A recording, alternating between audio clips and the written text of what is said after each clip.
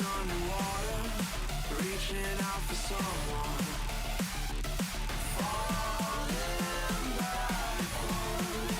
Just pull me in, 'cause I'm lost in the deep end.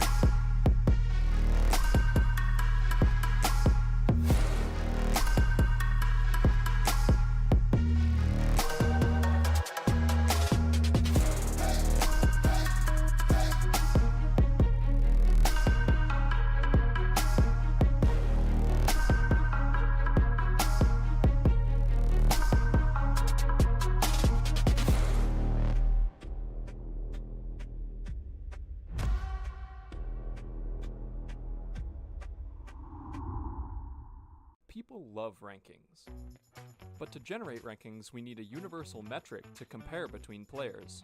Many such numbers for CSGO put undue emphasis on who gets the final point of damage in a kill. It is too easy to rack up credit from unimpactful kills such as eco-frags. Purely going for kills isn't always the most effective way to help your team. What we need is a metric that rewards the players who most improve their team's odds of winning the round. This is Leadify rating, a metric that accounts for economy, that properly values trades, that rewards all players involved in a kill. By knowing the odds of each team winning the round at a given moment, we can also determine how much every player's actions change those odds. If someone pushes in looking for eco-frags and dies to someone who spent no money, then they will be dramatically lowering their team's odds of winning, and as such they will lose more rating. In the long run, this leads to a higher rating for those who play smart and focus on helping the team win. This system also rewards you greatly for beating the odds, as pulling off an unlikely play creates a massive swing in win probability. Start celebrating true impact with Leadify rating.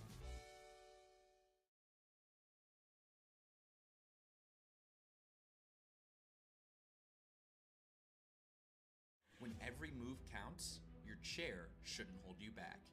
That's why ESL chose Anthros as its official chair partner.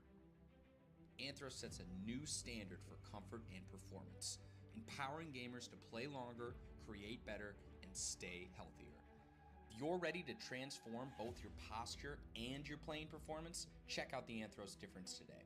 Visit anthros.com and get ready to fix your sit, because gaming deserves more than just a chair.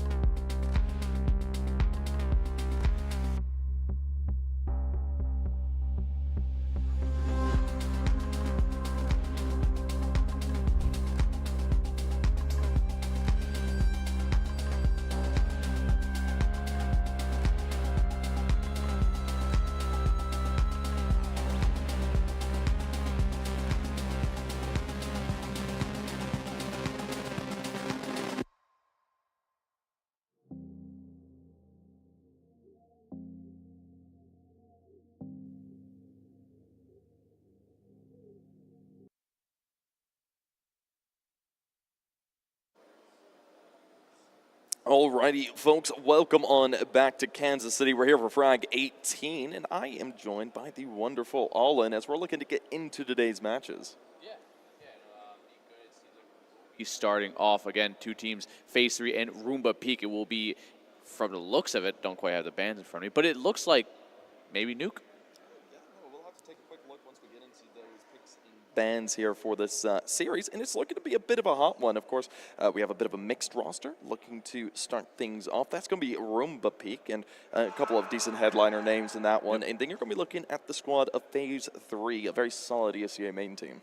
Yeah. I mean, I don't really know too much about Phase 3, but Roomba Peak having a player like Grizz, a pretty solid, tier 2 and a name that a lot of people know. And so he's kind of the performer that we're probably going to see. And, he's probably going to be the one to keep an eye on for the most part. Oh, yeah, no kidding. I mean, don't take away from Mads, though. She's been going through 100%. grinding throughout the scene and doing quite a bit of work as well on her side of things. So definitely another player to be watching out for. But I think those are going to be two key components for this roster to move forward. Yeah, and I think, Phase 3 ability, no flame to them. They're a main team, so there is kind of a little bit of a skill gap here. So Phase 3, they might have to kind of start off a lot heavier and show that early presence, starting pistols. The ecos, win the rounds they should win, and then fight with rifles on rifles when they have to have the chance. But Yeah. realistically, it's all, who can get that early momentum and kind of capitalize on it a little bit more. Yeah, you're right about that. But yeah, no Phase 3. I suppose the thing to be watching out for them is the fact that they have a bit more scrim time together. Yes. Since this is a mixed roster for Roomba Peak, that's going to be one of the big things working against them, especially when it comes down to something more tactical, like heading into Nuke, for instance. Things can be a little bit more on the scary side when you're starting off on your T side, for instance, when you're facing up against a team that sort of has these strategies and tactics ready to go. Yeah, and that's one of those things that just come with time. Teams that play together, there's some things you just don't have to communicate. It's just known throughout the team. And when you have a mixed team like that, it's kind of the pug style. Like, people know their spots, but timings aren't there and all that shit. And it's just something that maybe FaZe can kind of find that gap in that defense and take, again, another situation where they can take advantage of it and maybe take away some rounds that they might not have had a chance to. Yeah, I mean, you're right about that. So we'll see what ultimately they're going to be able to do. One of the things we will be needing to take a peek at here in the next little bit will be those vetoes. Because, well, it's going to be a bit of an interesting one. Of course, on the screen now, you are taking a quick look at the Phase 3 squad up there right now, getting ready for this series because it's a fairly important one for them. I mean, if you're looking at their group just really quickly, I'm pretty sure that it's these two teams in the Nouns that are going to be looking to face off to try and make that playoff run. So facing up against Nouns, that's a bit of a tall order. It is, and that's one of those, the favorite teams, the top 5 teams that are like, you look at it on paper and you're like, all right, they're going to be towards the playoff end of it. Yeah. But, I mean, it's not like there can't be any dark horses around here. They could just have an upset. Again, some teams, maybe this is their first LAN. Maybe they got, the LAN jitters. And it's where, teams that come in and they got nothing to lose and everything to gain, sometimes that's just, a situation that the teams that should win may not always win. Yeah, no, I mean, that's the way it goes. Sometimes you do see some big upsets, so definitely Phase 3 going to be looking to see if they can possibly find themselves one of those to try and make that playoff berth that they so desperately want to try and get into. Yeah, I mean, Phase 3, this is one of those situations where, again, kind of everything to gain. And just the general LAN experience that teams and the fact that, Fragadelphia kind of gives, the smaller teams that may not have the ability to get to the higher end LANs, just like this stereotypical, like, Tier 2, Tier 3, where, like, the most they have is online events. And then Frag comes in, they say, hey, anybody can play, have fun, it's good learning experience and just, and still have fun and not be so serious. Oh yeah, definitely. This is the place to learn and place to get that experience. That LAN experience can be so valuable in the long run of things. So definitely, Revel going to be interesting to see what they can do. But taking a quick peek at the vetoes really quickly, Mirage and Inferno banned on out. Nuke, like you were saying, is going to be that first pick. It's coming up from Revel, so very tactical map for themselves. Now looking at Ancient, this is a bit of a surprising one because it can be a little bit puggy when it comes down to it, but it's still something you're going to want to have those set tactics and strategies ready to go. So I'm expecting Revel to have something on that, so that could be something that could be a little bit more rough for Roomba Peak if they're not too careful. And of course, Decider, Anubis. Yeah, and I feel like as of lately, and Nuke's kind of an in and out map in the NA scene, but Ancient and Anubis are just like the obvious ones. Nuke can get swapped out for Mirage. Inferno is a normal avoider as well as Vert's kind of a toss-up, and Dust 2 we rarely see, which sadly I did have to see Dust 2 yesterday. It hurt my heart to see it. I'm a hater through and through, man. Yeah, hater through and through. What would you replace with us two? That's my question. Cobble. Cobble? Oh, Jesus. Old man, Cobble. That was quick. Old Not, Cobble. Like, sorry, Okay. like second revamp of it. Second Just as long as they revamp. get rid of So that V2. stupid staircase, but they can keep the drop-down boost in on, and that's fine. I'm fine with all that. God, all right. Well, that's a bit of a deep cut when it comes down to it. So, well, we'll see if that comes to fruition. We'll see if Valve's watching for some reason. I doubt, but please, Cobble, give me one thing. They gave us Train. They did. Now They did. I want it in the rotation, so maybe we can cut out like Anubis or Ancient because we've seen enough. Nuke as well can get switched out as well, but any map, I don't even care. Yeah. Give me something different. I just want to sit here and say Pop Dog again. I want to say Well, they Pop Dog's smoke gone, Pop though. Dog. Like, I want people to totem pole drop into Pop Dog again. It brings me such great joy. Have you not played Train yet? No, I They haven't. got rid of the drop. They got rid of the drop. Dugade, that's why'd gone. you mess up my day? It was already going bad. And now you just told me they got rid of the drop. What's the point? Uh-oh. And there's that man. God, it's There's that man. small and short Matt. He ran up to the wrong Dude, camera. Where are you going? Wrong what are you camera. looking at? Like, look at the screen. Oh, I think my God. he might have noticed it was the wrong camera now. Yeah, no, he knows now. He It's looks tracking so him now. silly. He's a a silly man. Small silly man. And that's his Oi! Oh. Oh. It's weird. Matt went in for the respectable kiss. Not so much on the other end there. Yeah, he no. went mouth He was open. ready, mouth open time. He knows what he wants. Listen, I mean, if you know what you want, you gotta do it, right? Oh God. You know, I'm just looking at this. We look very bright. We are shiny. very shiny. We're like stars. I look pale. It's not like we sit inside and watch CS all day or anything. He makes a point. Yeah, no, Can't argue that's the that. problem. That's the problem. That's the way it goes. Sometimes you're just a bright individual. So I should touch grass. Yes, we both should. Stereotypical NA. Go outside, Touch and some here grass. we go. Touch some grass. But yeah, no, I mean, it's been a good morning so far. Everybody got here, and they're starting to get things rolling. Long day ahead of us. We got a lot of CS. Well, for you, this is my one best of 3 of today. You have one after this, or a Yes. little later down the road? A little later down the road. I got Okay. B-Stream. I got B-Stream stuff. That'll be fun. Okay, That'll all be right. fun. You know, I left quite a legacy yesterday on B Stream, so Oh, good did luck. you? You have Did big you? shoes to fill. I will fill them up best I can. That's what I like to hear. Oh, yeah. One thing I do want to call attention to really quick, we got two very interesting individuals to our right. Should we try and pull them over just to stand behind us really quickly? Big D. Gentlemen, Lefty. Big D. gentlemen to our right. Come back here. Go Come back here. around. Now you got to crouch a little Crouch bit. down. Bring it down. Bring it down. Bring it down. There we go. Give it a spin for us. Give us a good spin. Go. Go. Hey, there. Oh, nope. Oh, there you go. There we go. And we got Mr. What's his name? I'm trying to remember. I'm blanking now. Pulls it off very well. Very well. And yes, that is signed by multiple pros yeah. as well. It's a good little certificate of signage, I suppose. Honestly, Couldn't ask for better. I think it works real well. No, it does. It does. But yeah, You got the goofy side and then you got the serious side. You're very serious. Well, I mean, it does seem like we might be getting in here fairly soon. A little bit longer. We do have a couple players in, but there we go. That is Roomba Peak currently. And, yeah, just getting ready. Yeah. And man, you know what, dude? I don't think I could play like this because I turn my keyboard hard. No, do you? Yes, like we're talking like nearly straight up and down, but like on a decent enough angle Oh, where I see. I might have some overhang on the desk there. Yeah, no, you might. We need to get you on LAN. No. Need to see you play. That'll be fun. Well, I mean, at the last frag, I played 1.5 maps on the Big L. What, and just 1.5? What happened with the half? That's my they next said, question. "Hey, we need you to cast. Oh. Stop playing." So I was like, "Okay." I mean, yeah. not to brag, but I was breaking even playing Revel, so I mean that means something. I know it does mean something. They were playing yesterday. I casted them yesterday. They looked good.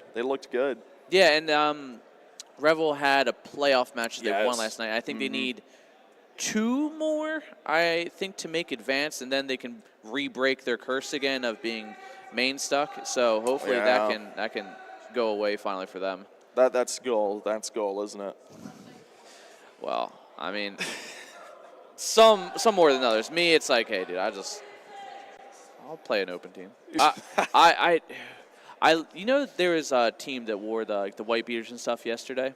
Yes. I know. And I said I want to just get like a bunch of, me being a very Italian person, I just want to get a bunch of Italian guys, slick back our hair, wear white beaters, and have like sauce stains on them with gold chains. And I just want that to be our shtick, you know? It'd just be the shtick. Yeah. And just call us Pizza Boys. Pizza boys. Yeah. Pizza boys. I think That's a good name. we Good could name. place bottom of the rung in open easily. I reckon that's where I would be if I tried to play open right now. Honestly, dude, our only win's probably coming from forfeits towards the end of the season. We take those. We take those Yeah. all day. Yeah. No, you do take that. You're right about that. But yeah, no, I mean, right now, just to like chat, no, we are just waiting for people to go ahead and filter on into the server. It does take quite a bit of time. We are in NA. It's kind of the NA standard. You know what I'm talking about. Yeah, run down the clock. Hey, you got 15 minutes to join or else it's automatic forfeit.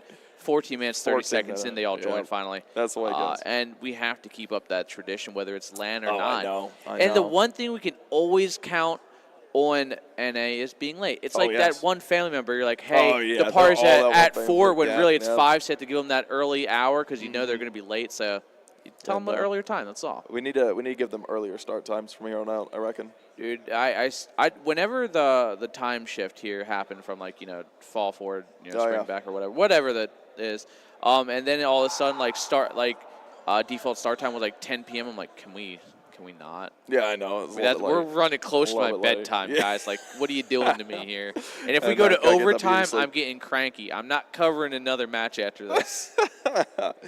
Oh, man. That's just the way it goes. Last night, though, speaking about matches, we had matches going on till what? Like 2 a.m.? Yeah, I think so. What do you think he's doing? I don't know. Man in the red hoodie, what are you doing? You, itching your head. What are you doing? What are you doing? What are you doing, bro? playing? What are you you doing? reading a book? Show us your screen. Yeah, what's on your screen? Is he doom scrolling? Oh, no, he's on Discord. Oh, zoom in, leak his DMs right now. Leak his DMs. Let's Right see now. it. Let's see it. Who is Oh, that? that's not long. That's only 3 conversation pieces deep. That's next to he's nothing. going to the cam. Oh, he he's went to the wrong cam. Oh, no, he no, didn't. he's in. He's Oh, in there. He's smarter than Matt. He's too low. Let's see what you got going on here. Who's he? Oh, it's King. Oh. He's messaging King. Of all the people, why would you message him? God. What does he have to offer? Oh, man. All right, now I'll have to throw the question back at you. Uh-oh. What would you take away and what would you bring in on map-wise? Okay, map-wise. Well, Yeah. for one, 3 maps I want to come back in. I Okay. want to see Overpass back in. Agreed. I want to see Cash back in. I want I to see fully Train agree. back in. Those are the 3 maps I want to bring in. And to take well, out... well, Train's technically in. It's well, just it's not. yet. It's not rotation yet. That's Yeah. what I mean. I want to see them in competitive. I want to be playing them on LAN. But to maps to remove, I want to remove Vertigo, of course. That's Yeah, the default. yes. So then you got to think about these last 2, and I'm thinking possibly pull out Dust 2. I obviously being the hater I am, I fully back that 100%. So for me, that would then leave either I want to take out a mainstay, and this one's going to be controversial. I want to take out either Mirage or Inferno. I agree. Inferno, that one's kind of up and down. Yeah. Mirage, I'm so tired. What have they done in the past 7 years except add a bench? I mean, just the bench is enough. And that's what I mean. Like, there's, like, what really can you do to revamp Mirage? Like, nothing's changed. It's stale. Inferno's still the same. I mean, they added some stuff. They blocked Inferno's off some a bit weird skyboxes. Like, it's still okay, but I mean, there's different ways to play it still more than Mirage. And Mirage is like, hey, either you throw a fake or you go mid. I mean, you're right about that. And like, hey, Yeah. if it's an eco, Tech 9 armor, rush. You see productions. See, Production this is agrees. again why you don't even bother talking to King because he brings nothing to the table. His opinions are quite literally invalid. Oh my god! You know, I've known this man, and he's a silly boy. Oh no, we shouldn't be harassing production. They're going to like. What's do he gonna something to us. do? They're going to, I don't know. Turn us green and purple. Oh, he did. Yeah, no, I'm solo casting now. King got his revenge. Get out here. Okay. Get out here, Anthony. Solo this? Oh, Solo Would it be- BO3? Would it be my first time soloing a BO3? I've soloed many a BO3 at this point in my life. Christ. Yeah. And it's not always fun either. It is. It depends on the teams. It depends on the teams. That's true. Yeah. And I mean, It depends on chat. If chat's fun, they Ooh, become your chat. co-caster, you know? no, I agree. There's nothing more fulfilling outside of a good co-caster Oh, yeah. than an active chat that's Dude. like will kind of roll with the punches. with Yeah, you. yeah. And like, you know, when you're like, hey chat, why do you hate Inferno? And they give you the paragraph, and you're like, I accept that. And they're just like, shut up. Where's game? I'm like, all right, dude. Listen, Caster start I can't match, the start classic. match. I can't. The no ma- classic. And the worst part is, like, when I first started, like, people would Mm. type that, and I'm like, they're joking. I'm like, No, they're serious. no, they're serious. They're serious. You think I can 100% of start the time. this? Yeah, Dude, no. I just work here. Like, I don't have any power. Dude, I'm just on stream. I can't do anything. You need to yell at the people behind the desks over there. Yeah, that's also Someone said start production. game? Did they? Yeah, production Chat? typed that. Yeah, production said that. Oh, no. Do you not know that's one of production? Oh, See, is that? King is so stupid he doesn't even know his own coworkers. Christ. Yeah, to be fair, Spectre Bunny, you wouldn't suspect to be, the guy with the beard sitting next to you. Fuck's sake. Oh, man. All right, so I back to the map thing. I fully agree. I miss Cash, dude. I really do. Even new Cash, too. Yeah. I miss it. I really do. And it's not even like I can just calmly play it like how Train is right now. Yeah. It's just gone, and I miss it. And by a simple fact, I miss the color palette it brought, too. Other than nice. gray, orange, a splash of green here on Ancient, but that's it. Like, it was fun, and it was white. a little more Yeah. diverse than the 3-lane kind of boring meta. There is kind of a 5 or 4-lane on it, I guess. Yeah. I don't know. I like something different. I mean, as an old man, I hate change, but now, like, I'm tired of seeing these maps. You're tired. Well, I mean, after a couple of And then thousand hours Valve's of like, well, that's casting. too damn bad. I know, right? Have Dust 2 right? back. Yeah. I'm like, why? Give me Dust 1 or Dust Short. I'll take that. I take Dust Short, Christ. Yeah, 2v2 Dust Shorts has are Twitch great. chat said anything interesting this morning? Have they got any memorable quotes just yet? There'll be a couple throughout the day. Yeah, mainly that I suck. That's completely accurate. He's talking to his Discord kittens. Bro said Anubis and Ancient, 2 best map additions in a while. All right, listen, when you cast and all you do is see Ancient and Anubis, that's all we you get super tired of it. It's different between casting it and playing it. It's totally different. I will say we And the guys to my like right as well, they only play Ancient, and I end up casting their games so much. In one season of casting them, out of their 12 games, 10 of them were Ancient. Their coach Nello needs to get on that, need to diversify their map pool a bit. Yeah, take like Kings, by the way. Oh, silly production has a hand in that one. Yeah, no, the production's rather silly. Yeah, whereas Train, sadly, it's not in. Trust me, we want it. I mean, we could put it in. We could. Maybe do a small tournament while we're here. Just train only. Train 24/7. Leave Vert, minus Mirage, minus Inferno, minus Dust 2. I mean, that's also kind of a actually like Vert. I don't like the new Vert. Oh yeah. I like some of it, but I don't like the from mid to A that like where there used to be the wall towards the sidewalk area or. I'm blanking on call-outs right now. But, yeah, I hate that because it just makes rotating from mid to A that much more dangerous when it was already hard enough to kind of retake. It was just I'm not a fan of new Vert. Yeah, it's not bad, but at the same time, it ain't good. It just feels back in the day, I really enjoyed casting Vertigo. This was, I don't know, a couple of years ago. But it was just so quick. It was a quick map with the rotations. We just don't get that anymore because everybody has to play so slow because of those new angles. Yeah, that's true. Yeah. I mean, and then they didn't really do anything with B-Site for the most part. They just were like, hey, we add a little pizzazz to A-Site. You're welcome. I'm like, all right, well, it tastes terrible. I don't like it. Why are you eating Vertigo? That's my question. Because like they like add a little extra flavor to the map, and it doesn't taste well. I think of everything in food form, dude. I'm a hungry guy. Yeah, I'm rather hungry. I'm waiting for some of the restaurants here to open up. Oh, dude. What are you going to get today? Are you going to go burger or are you going Chick-fil-A? First off, my experience with Chick-fil-A was very upsetting with their slimy reheated nuggets. I'm not going to get into that one. Oh, God. Then that Depresso Espresso bar we went to last night, which was pure hipsters, which was... Wait, what bar did you go to? The one you were at. Oh, yeah, that was very crowded. Yeah, and I went there for food. Oh, yeah, and the kitchen was closed. Yeah, no. Yeah, there was nothing there. So then after we dropped you off, I got Wendy's, and then it's so cold outside. By the time we got back, it was room temperature at best. But I was so hungry. I'm like, these are the best mediocre nuggets ever. Why'd you get nuggets from Wendy's, of all things? Because I was like, all right, we just drove past the Burger King. And I was like, Wendy's, okay. Give me Wendy's. Why nuggets though? Why not a burger from Wendy's?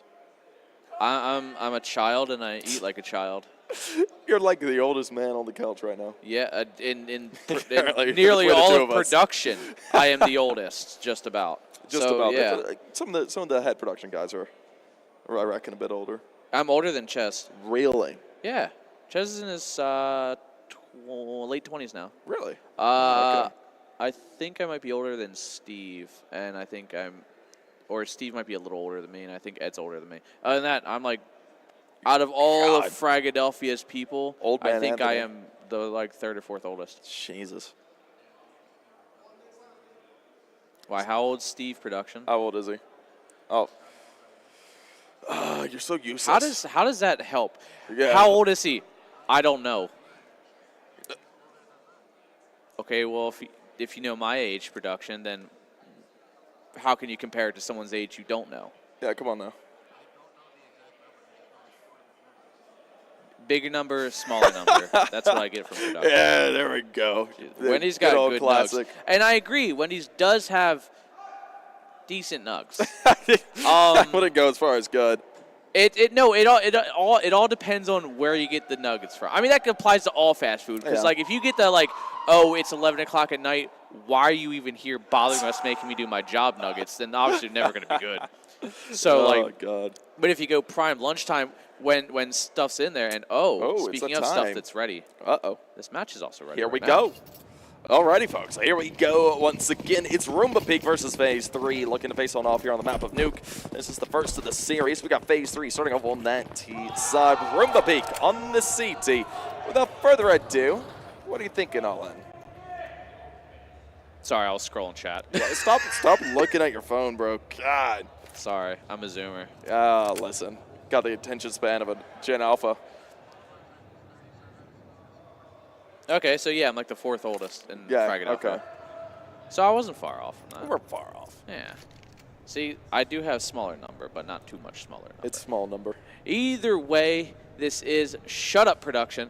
Either way, this is a 5-man lobby stack here as they're slow-paced moving in towards the safe side. It looks like they are ready to execute. They're starting to make this move. Of course, we do see Mads and Karn an injury popping off already.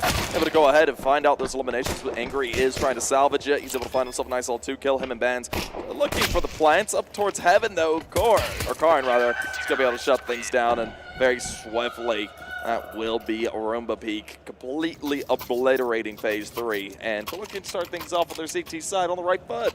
Yeah, and it was a pretty, easy retake for them. Not too much of panic going on. And denying that bomb plant denies Phase 3 that money to maybe give them the extra leg into the round to get a force in. Maybe, the Tech 9 armors, Mac 10 mix. It's pretty meta nowadays. Yeah. Now it's just Cox in like a 1P250. Well, I mean, now with just the MP9s to work with, they should be able to go ahead and grind up some cash and grind up another round. We should be looking at 2-0 here. Phase 3, just Glocks, nothing else to work with. But give me 1 second.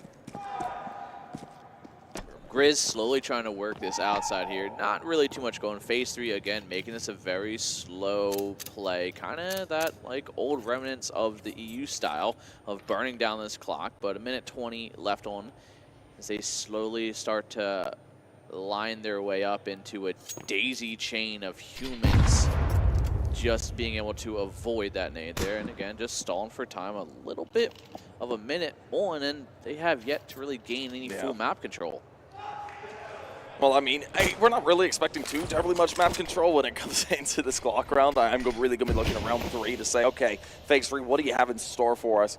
Of course, Grez just able to go ahead and get us rolling off to the right foot, his first frag of the series. Yeah, and I mean, for MP9s, they're going to be kind of walking into this one here.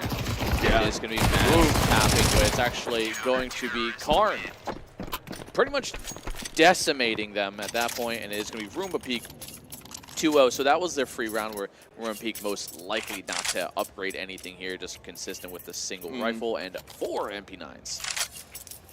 Well, alrighty. We'll see what they're able to do with this. This is a bit of a bonus, so if we do see Roomba Peak drop this eventually, this could be where we see Phase 3 start to get things rolling. They'll be able to afford up a buy regardless into the next round, so that's always a good little start to things. But as we do see this coming underway, what sort of tactics are Phase 3 going to be looking to employ? I have noticed that Phase 3 take this very slow, and they kind of just are... they just ball up inside of lobby. I mean, granted, this is only the 3rd round, but this is the same style. And if for whatever reason Roomba Peak do decide to, I mean, this is one of those rounds where maybe a lobby crunch comes into play. It would work out very well for them. But, I mean, most teams do that maybe once or twice on a map like Nuke. It's not a very commonplace thing. So, FaZe 3 are kind of setting up for a very niche strat that Roomba Peak may throw at them. Oh, look at Grizz, though. This is... That's a Grizz play. That is a very Grizzy play. I want to see him make something of this. For the time being, it's just going to be decently slow here and around. There's the kill. Good start there.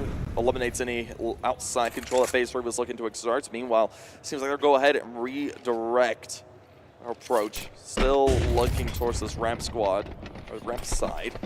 They drop it down, making a very quick move. Ooh, Valk gets caught there. Grizz decently low now, 28 HP and a dream. Of course, we do see Z-Benz looking for one as well. So far, not able to find too terribly much. Matt's just going to go ahead and tuck herself away. Doesn't necessarily want to overplay that fight. I don't really blame her on that. Wait for someone to make a move.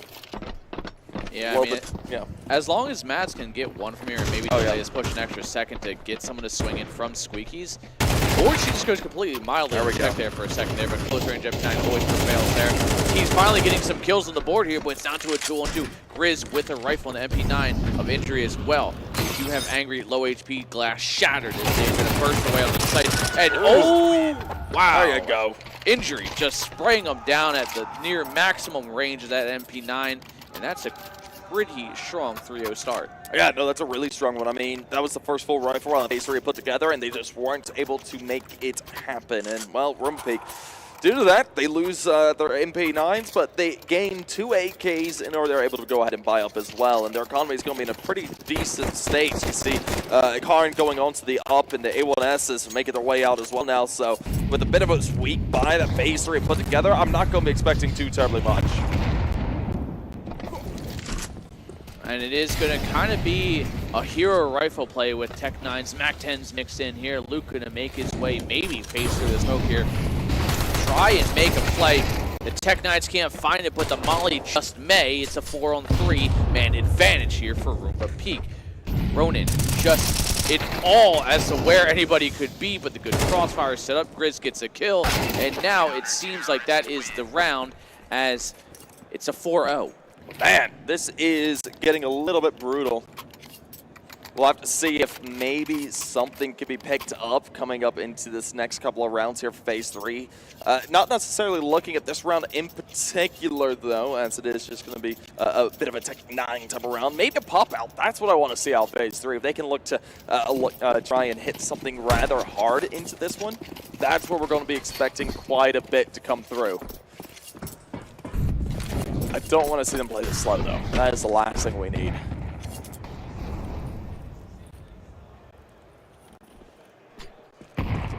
Well, Grizz going to be looking to try and get a start off outside. Maybe combine one of these players are advancing their way forward. For the time being, the utility use is just quite nice, though. It's giving them quite a bit of space to work around with without showing their presence all too terribly hard. As the moves get made. Oh, this is dicey. Oh, no, come on. Take your shots. There you go. We will see the frags going both ways, though. Leaves it down to a 3-3. This is a plant field. This is great for a Tech-9 round and exactly what you want. You're able to maybe pick up a rifle as well. That would be ideal. But as we see the advancing players of Roomba Peak, starting herself strong. Mads finds out one. That's Lone Star. Eliminated out, living it down to Angry along with Z-Benz. Mads is already on the bomb, popping out Z-Benz. Eliminate quickly. Grizz able to react, looks down to Angry. Angry tries to make something happen, but Grizz just hands his number and completely guns him out immediately. 5-0, FaZe 3. Don't need to find something here for this T side.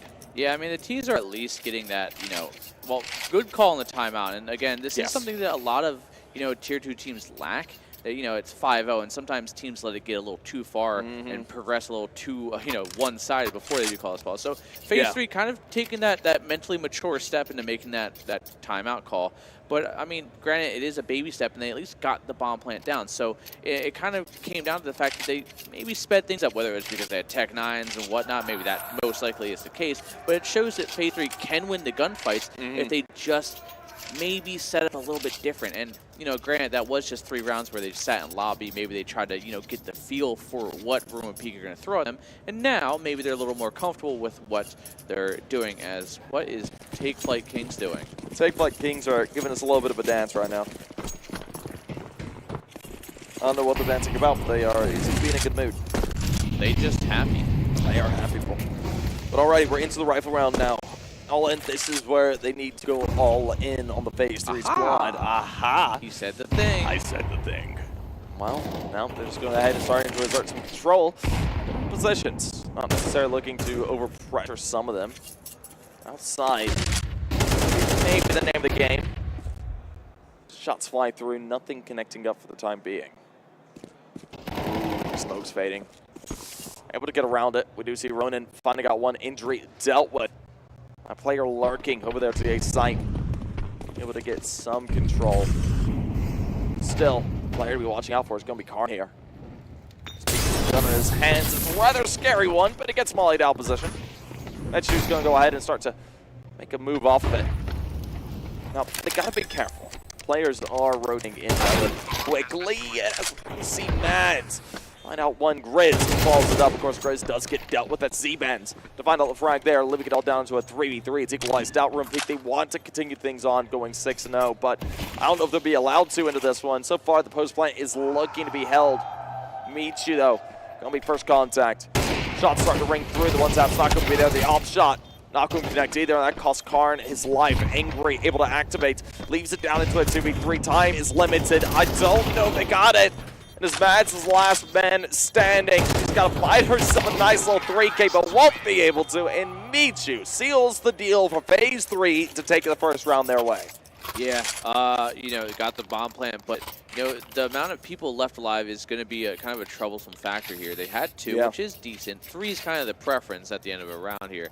And now with their loss bonus slowly dwindling off this successive round, it puts them in that, you know, kind of financial bind. But bouncing right off that, Roomba 5 rounds in a row being a seat aside doesn't bring any resemblance of stability, as we see Mads actually having to take a downgrade to a FAMAS to be that utility. Granted, she doesn't have head armor, but it is going to be phased through with all AKs. But say somebody had a Galil, then that head armor is a little more necessary. Yeah, it is. But of course, you're going to be coming into a round like this, assuming the Kalashnikovs are making their way out with limited utility in some situations. But as first contact starts to begin, Michu dealt with quickly, and Grizz and Karn are able to go activate for a nice little double together. Now Z-Bands go ahead, back on up, tries to take a fight, but just a tag on a Karn. Looks for a little bit more of the Molotov. Quite as well, an injury blinding. It's going to be eliminated out after finding one. That leaves it all down to Ronan. He's the last man standing, 1v4. He's trying to make his way forward to reclaim this bomb. As the shots ring through, he gets himself started off strong. Finds out one, but unfortunately for him, Karn, playing smartly, gets himself onto that scaffolding and finds the elimination with the up. That'll be 6-1. Phase 3 not allowed to get a run of rounds going their way. That's going to put Roomba Peak in a great position to look for the half conversion. Yeah, I mean, we take a look at that scoreboard. Phase 3 struggling to have anybody over top of 5 kills, while, you know, switching it over to Roomba Peak. It is going to be none other than Mads carrying at the top right now, 9-3, quickly followed by Grizz and Karn at 8 in kills, but Grizz only a single death.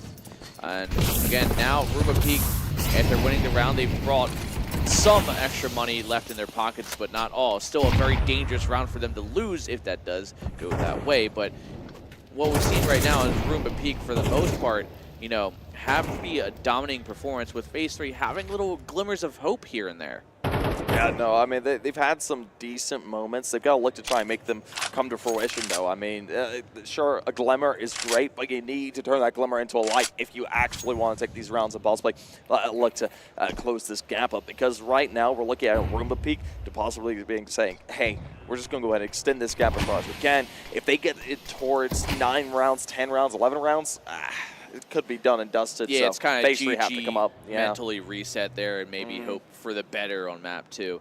Yeah. And so, I mean, on a T-side nuke, and this the is their minimal map as mark's well. 4. Yeah. Right? So, it's kind of hard. Phase 3 are kind of reaching that crescendo that they can't really quite come back from if they don't. And it's looking good right now. Man advantage, actually. There we are. Find some kills, 3-on-2. Karn now down to last alive. That Oppenhanen, he may have to choose to save if he can't find something soon.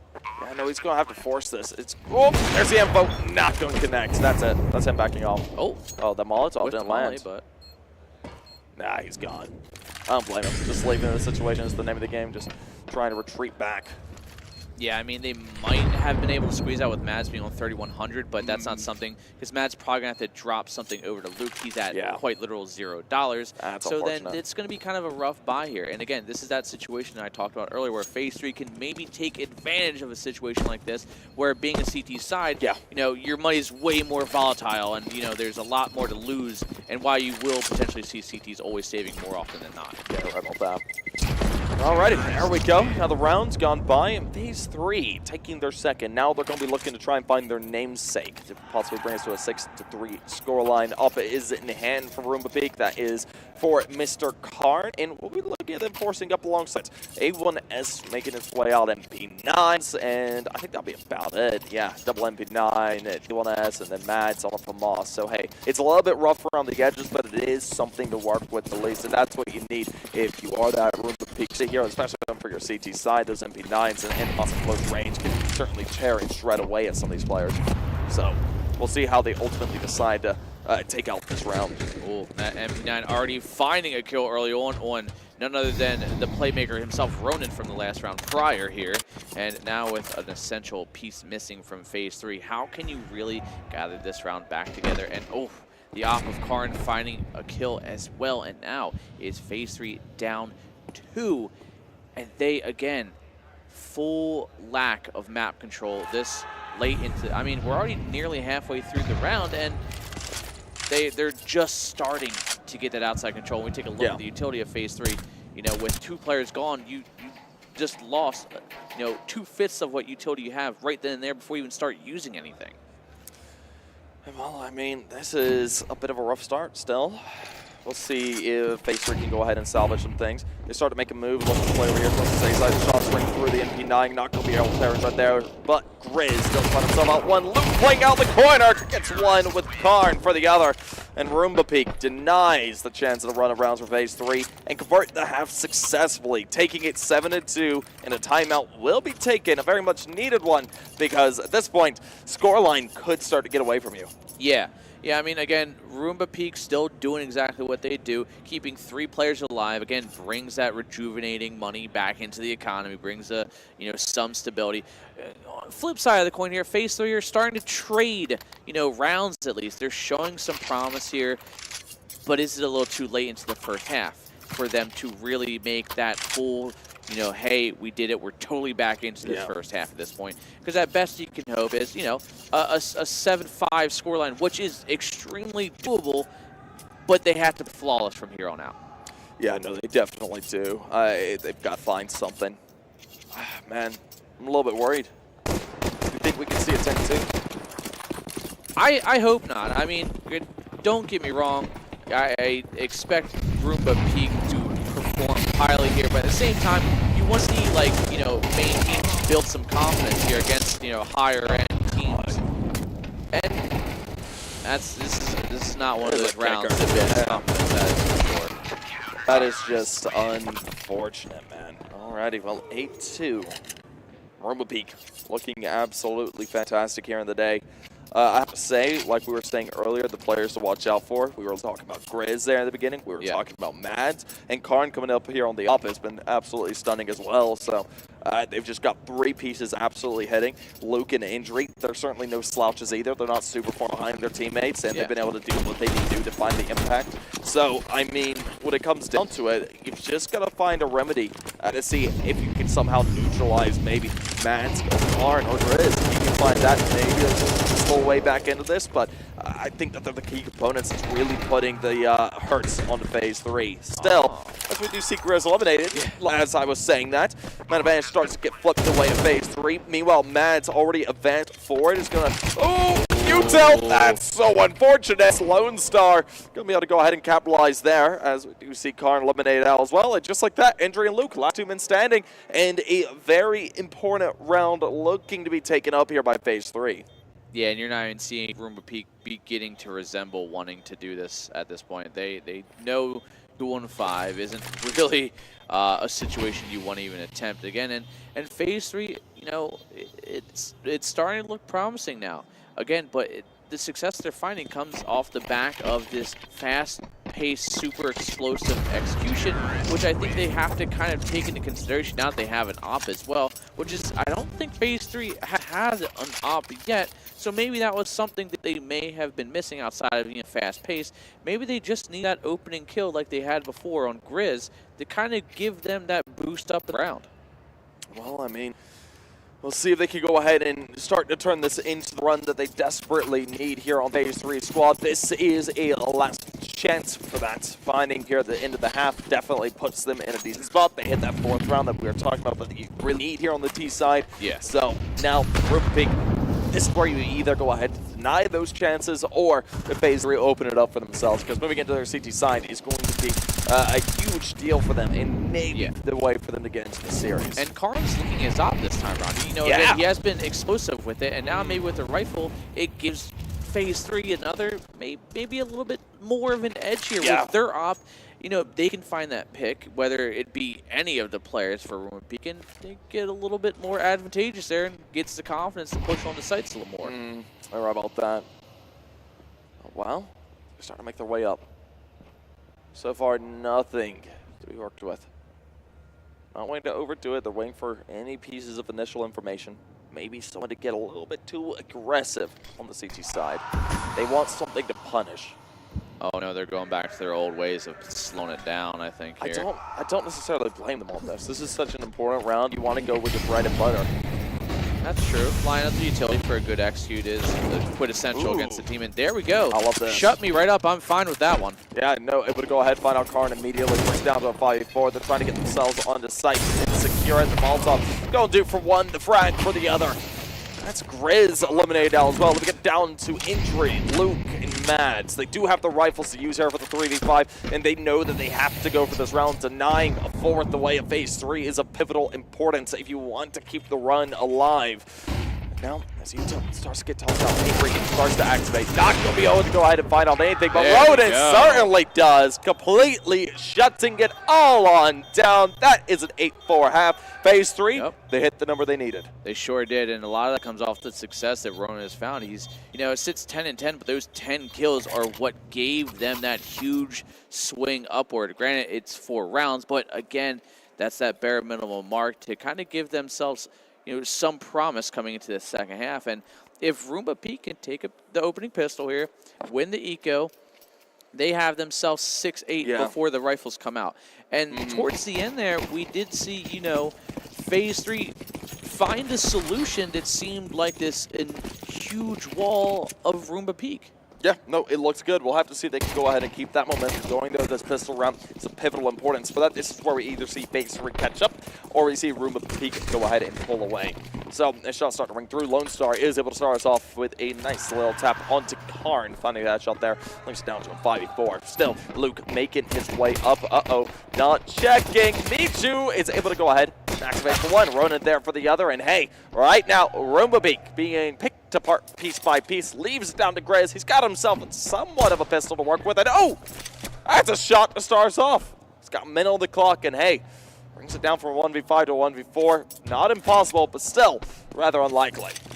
Yeah, Grizz not having bomb, and before I can finish the sentence, it's gone, and there it is. You know, that continued momentum from the first half looks to kind of, and you hear it, phase 3, sorry, not phase, you can hear them starting to get loud now. They're having fun, and everybody knows you play better CS when you're having fun, and they're starting to have it. Because, you know, when you're not enjoying it, you know, it's a 5-0, you start to feel that anger, that tilt come that you want.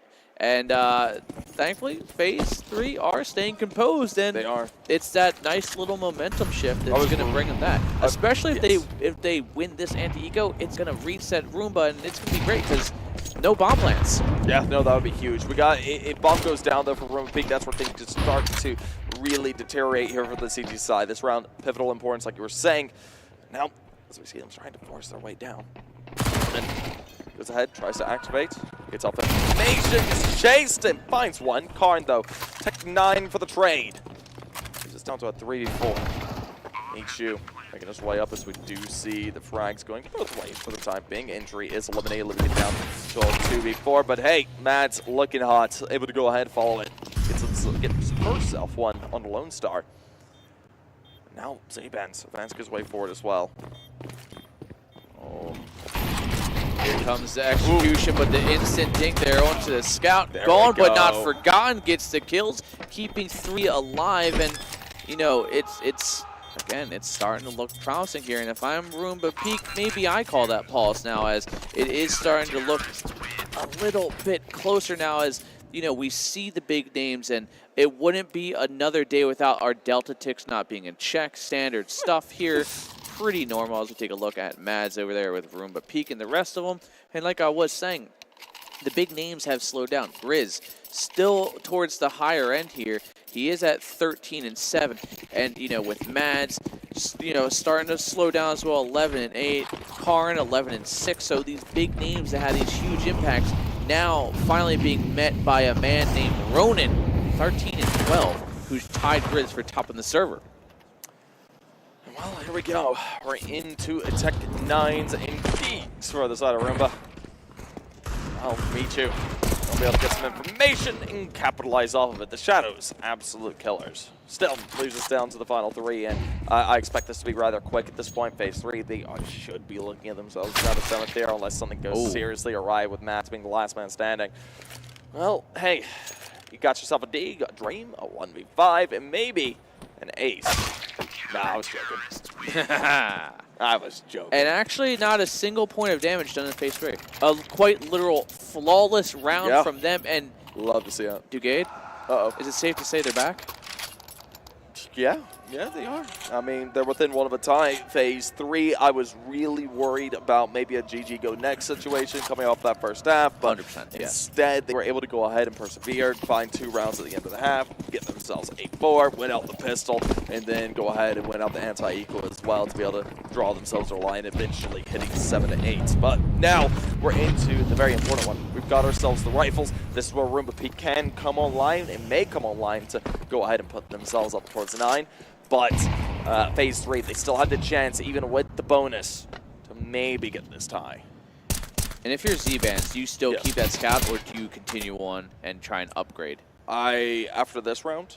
During this round, like before this one started. Knowing that Roomba Peak is gonna, it's kind of the free round, right? But at the same time, you don't want to break that momentum you have. You don't want to break the momentum necessarily, but saying, okay, I can go ahead and look forward up in the future and have full value utility. Understandable. I think this round in particular might be one that say, okay, if we lose this one, it's all right. Kind of throwaway. Yeah, kind of throwaway. But they're going to go full buy into the next regardless, I guess. Yeah, I guess so, because there's still 2 MP9s, what I forget what Michi had. But there we go, Karn finding himself one, and this is looking more like a Roomba Peak round finally, but without, you know, still its bit of troubles here. They didn't invest. That's the thing. Yeah, and I mean, good choice here by Phase 3 to save this. 2-1-5, not a very doable one, especially retaking on that side. It's rough retaking B with the dwindled utility and wanting to always maintain that positive income. And the MP9 lost, but as long as Ronan keeps this rifle going, I think they're good to go. Yeah, I think so as well. I mean, we're now going to be looking at another round to go their way. Roomba Peak, they go ahead and start to build up their differential in rounds, sitting 9-7. Now, the question is, Roomba Peak, this is what I was talking about. We're looking at the rifles making their way up. There's no bonus. They're going to be able to afford up all the A1Ss. They got the op for Z-Bands, full util. Is this where Phase 3 go ahead and play for the tie, get themselves up towards 8 and 9, or do we see Roomba Peak find a way to get around this and then pull away to end it? That's going to come off on the Z-Bands. If he can get a pick early on in the next 25 seconds of this opener, then yes, there's a good chance. But if they give Roomba Peak a chance to set up and gain any semblance of map control, especially outside, which is what they were going, that was Z-Band's kind of moment there to get something going. Granted, there is still Michu there with the nade and the smoke, but it's a dangerous play there. You may separate the smoke, but now... Oh, no. Ooh, the follow-up wasn't too bad, and maybe there it is, gets the dink in, follows up with another shot to the head, and gets that man advantage. That the molly on top, perfect timing, displaces these T's, and it gives those audible cues as the exact direction they want. No, they've got all the information to work with. Phase 3, this has been rather stellar out of them so far. Z-Bands, we're looking for engagement here.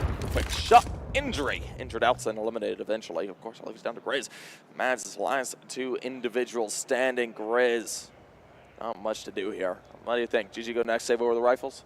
100% at this point. Yeah. I mean, 50 seconds.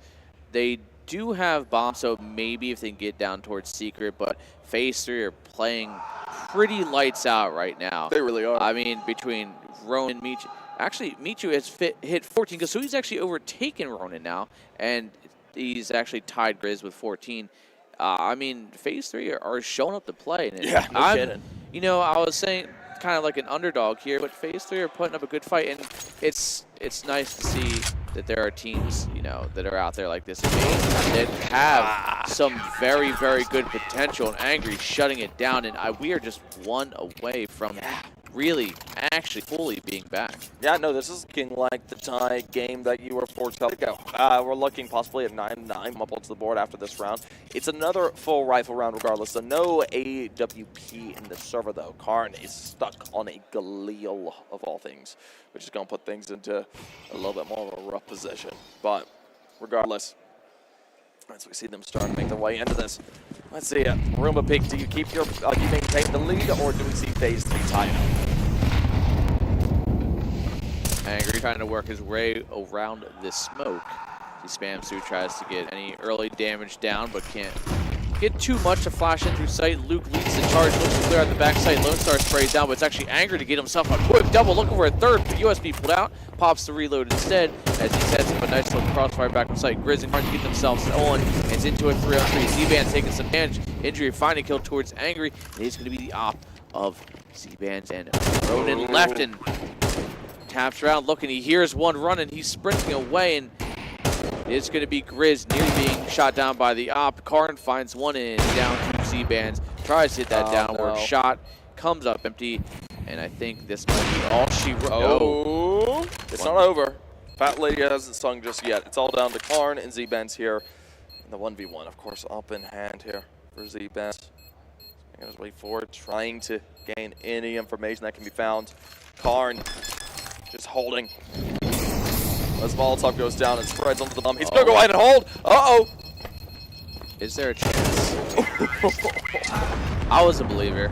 I was Even though I think you would have missed the timing, I appreciate the attempt. Granted, this is Nuke, so with that bomb exploding, he was going to die anyway because there's no way he could make it. But the fact that he found that little teeny tiny gap in the molly to get himself in, it was still a very close round. And, you know, Roomba Peak did plant the bomb, did win the round, but we're taking a look at the guns, and it's not looking like they won. Yeah, no, this is not what we wanted at all for the side of Phase 3. That was a big chance to go ahead and get us tied up. This is what I was talking about earlier. And now they're in a position where Roomba Peak, they've gone ahead, taken their lead back to 2, and they've got the better economy and the better... no, they don't actually. The weaponry's kind of trash. Oh, Lord. Never mind. That's a Galil. Yeah, I was going to say, there's more Galils than you thought, and a Mac 10. Two Mac 10s. There's only one actual AK here. Phase 3, if you don't win this. I'm going to come over there and smack you on the outside of the heads. If you can hear me, it's a promise. No shot they lose this one, especially Ronan on the flank here, but that actual one Mac 10 still lurking behind, waiting for this flank to come in. So maybe there we go. Z-Bands finds one, but sadly quickly traded in. Oh no! This might be the save now. We take a look at that CP side money, and it wasn't good. He does. Looks like I need to go on stage. He is able to recover one rifle here if he can escape. What? Oh no! That's the jump scare right there in CS. Such a shame. Such a shame. Well, Roomba Peak. That's 11, man. It is. That's not what you wanted. I was hoping for more Phase 3. I wanted to see you go ahead and take this map your way, but doesn't look like it right now unless something goes rather right. It's the next, but no rifle to be carried over, and you're broke, which means Roomba Peak. Uh-oh. I guess that's Matt's yelling at Matt now. Is it Mad? Yeah, yelling it's Matt? big and tall Matthews. Okay. I thought I thought I heard something that shouldn't have been said. No, was a little I bit think I know concerned. what you heard, and I'm assuming that's not what that was. Yeah, I'm assuming it as well, because it was like, oh God.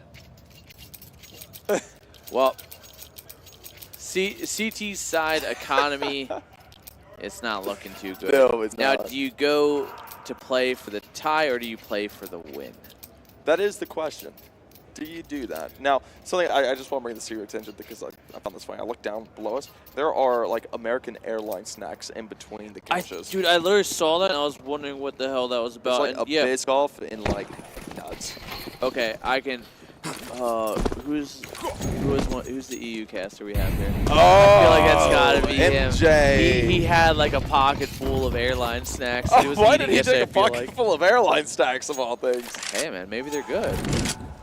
Maybe. I mean, the Biscoff cookies are pretty good. I will say that. I do enjoy them. They are fairly decent. Yeah. Would I pocket them and bring them with the land to me? No, but hey, sometimes you just gotta eat. Yeah, sometimes you do. Hey, I like the kill on the mats. That's at least a little bit of something to work with. It's going down to Z-Mans and Ronin, though. I mean, this round, it's bust. We're looking at Roomba Peak. Possibly to go ahead and put themselves up at 8-12. Roomba Peak looking to sweep this map 1 under the rug here and get this one in their pockets. And if I'm being honest with you, I forget who picked this map. Forgot as well. I think it was Okay. Phase 3. See, yeah, I'm it not was the Phase 3. only- It was Phase 3. It was Phase 3. It was Phase 3. Oh, God. I already knew that. I was testing the waters to Why see would if you do that production to and me? you know. Why? Why? I feel like you're lying. Of course I am. Ah, God. I'm Never just work. Never work with all in. Hey, well, hey, man, at least I can get my audio levels right on like production. Oh yeah, me too. Yeah, pretty easy. They're Come just on. they're just little sliders. In Be better. productions. Is production flipping me off right now? I couldn't Production tell. was flipping us both off. Okay. I Easy. mean, I worked on radio, man. I'll come over there and do it. I have an engineering degree. Come on now. These are like the two worst people to ask. Anyway. He's like, oh man. Anyway. Deep it. Oh, that was it. That was it. Okay. Yeah. And production continues to make excuses for their inevitable failures, and that's fine. That's fine. It's okay.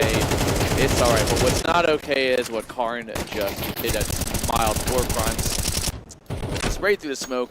No good, and it will be Roomba Peak with the early man advantage.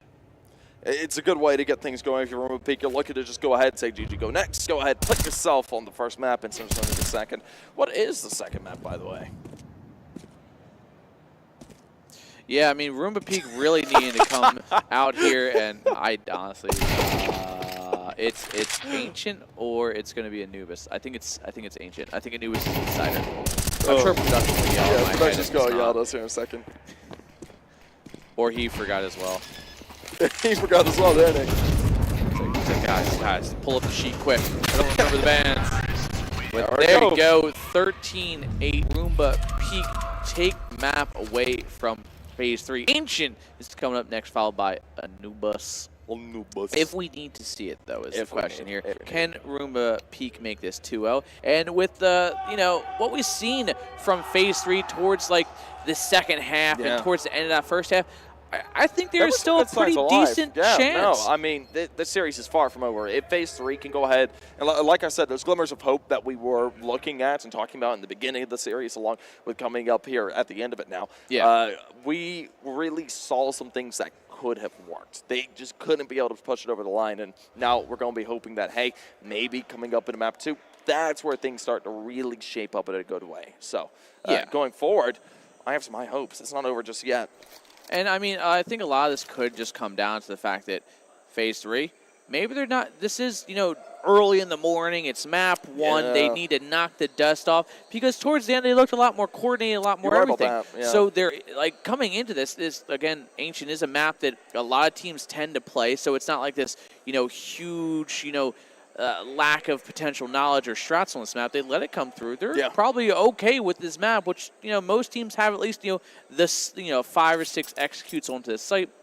So as long as Phase 3 don't have that slow start again, I think this could be one of those maps that Phase 3 either take or we see it kind of go the distance. Yeah, I mean, you're right about that. It will have to see if Ancient can go ahead and start to really pull through. But, I mean, one thing to note really quickly, and this is the elephant in the room, that was Phase 3's map pick. That was a map that we really expected them to say, okay, we'll show up here, we'll take it to the third, we're going to try and play with the decider. Because, I mean, you're playing up against players like Riz and Mads, and they're exceptional players. They're ECL-level players. Yeah, no, by a long shot. So, I mean, when you're looking at Ancients, you're coming onto a map that is your opponent's map pick. You just lost your own. Your mentality, especially with how close it was there, the mental is going to be a little bit more shaken, and that's what I'm concerned about when it comes to the second map. I'm going to play the devil's advocate here. I think Roomba are more concerned because they were probably expecting an easy win. Phase 3 showed up, and I think Phase 3, whether it be like, like they may have the same, confidence level of like, hey, we probably aren't going to win this. Maybe they are. I mean, if you're just looking on paper, the experience levels and the levels they are at, Phase 3 being a main team, Rumor Peak kind of being an advanced ECL-ish kind of mix here, then, Phase 3 are like, yo, we got 8 rounds. We nearly tied it up 2 or 3 times. Let's kind of lock in here and get this going. Yeah. And get the early start, get the pistols, and I think Phase 3 could quite easily make a run at it. They could. It'll be interesting to see how Ancient does go, though, because, I mean, Ancients and Anubis will be our deciders if we do, will be our decider if we get to it, and I hope we do, because I want to see Phase 3 really show up and show off, because their tournament run and tournament life could be on the line with us, so I'm not sure what they're looking like in their group, but I think whoever loses this goes home. Oh, God. I think. Granted, I am an idiot, so take that with a grain of salt. I mean, yeah, you are. I mean, I said it. I'm never wrong. I'll admit to my faults. And I'm a big old dummy. I appreciate that. I know. appreciate that. But, I mean, if this does go map 3, I have, zero concept of what either team are like on We got player cams. We got player cam? We had one player cam. We had 2 for a split second. I saw it. And then, hey, there's that. We finally know his face. He's been revealed to us. He has been revealed to us. Hey there, Lefty. How's it going, bro? He has no idea what's going on. Meg, don't run. I'm sorry. Found us. I'm sorry. You've been unmasked. Yeah. Yeah. Give water. Agua necesita, por favor. Dankeschön. Thank you, bro. Oh, man, I love when our maids get us water. Yeah, we got great maids. They're big and tall, though. Dude, big and tall. Big and tall maids. Is my man sleeps over there? I don't think he's asleep. No, I think he's asleep. You think he's gone? Yeah. How gone is he? Turk? He's gone. Hey, Turk, are you alive? He looked around. Yeah, he's just looking down. Yeah. Oh, oh dang. What the? Then we got Ed over there. Yep, Ed, our wonderful head admin. He's a wonderful human being that has no idea that we're talking about him. He's toning us out. Is that Steam Deck? Man's brought the Steam Deck? Oh, so that's what Turk was doing. Oh, I get it. What are you playing? What? Oh, of course you're playing a Tetris-type game. I understand. Well, that's on me. I ruined the man's Tetris game. Good luck, bro. Have you seen that, Tetris Battle Royale game? It's, on the Switch. What? No. Yeah, it's like a 100-person, Tetris to where there's, 100 players that get grouped together, and then last one standing They all, place a block kind of thing? Yeah, it's like their own individual games of Tetris. Oh. But it's like a tournament almost. So they're just death matching it out, essentially. It's awesome. That's crazy. I mean, I like Tetris being the old man I am, but Tetris is a great game. I don't think I need that extra level of stress when it comes to Tetris. They're like, no, I can't be the first to be knocked out. No I'm washed kidding. at Tetris too and CS. Are you? I don't know how you could be washed in Tetris. Just being. Oh, extra. speaking of which, just happened like maybe a year ago. There was a kid that beat Tetris. Why do I like vaguely remember this? But I thought it was like a joke. I didn't think you could beat Tetris. You can't beat Tetris, but there is a way to make the game sort of like bug out. Like you have to reach like a super high stage, and then you have to hit a certain This is like combo. a young guy, right? This is like a young guy. This was like a 13-year-old kid that did it. Like the that like could the have been creator. me. Yeah, I know, right? But my parents told me to stop playing games. Now look at me. It's okay. It happens. Everybody knows the process of elimination. It goes player, coach, caster. And I'm at the end of my It's a life manager. cycle. It's a manager. Manager's at the end. I feel like that's a diagonal move, you think? Like caster manager is like you go either or. It's like the Y in the road. Yeah, I do both. Where does org owner come into play? If you're rich. All right, well, casting ain't going to make you rich. Yeah, I know. So, definitely not going to fall into the TO category then. I wouldn't do that. Money is hard to come by. Yeah. Believe me, it sucks. It do be hard. It do be hard. Hey, it's that guy. Is he still messaging King? Oh, that's a question. Wonder what Ed's doing in them. They are very intensely working on something. Yeah. Peyton, what are they working on? Turn the screen for us. What are they doing? What are they doing? Is that Task Manager? No? Okay, well, that's files. Yes. Word.exe loading. I understand. It's okay. Hey, there's that guy who slept on the beanbag all night. Yeah, there he is. I know that guy. What the hell's that guy doing? Well, I think there were two people. Avery's that slept on silly. it. Avery is silly. Aw, he loves me. Look at that John over there. That John way down there. He's running away. Yeah. He's going to come over here and hit us. Turk gave up on his game, I guess. Sorry, Turk. Yeah. You still messaging King?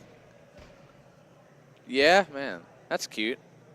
That's a stable relationship. That is a stable relationship. Oh, man. That's feeling kind of cool. Oh, there we go. Give us the pan down. Oh, hey. Hey.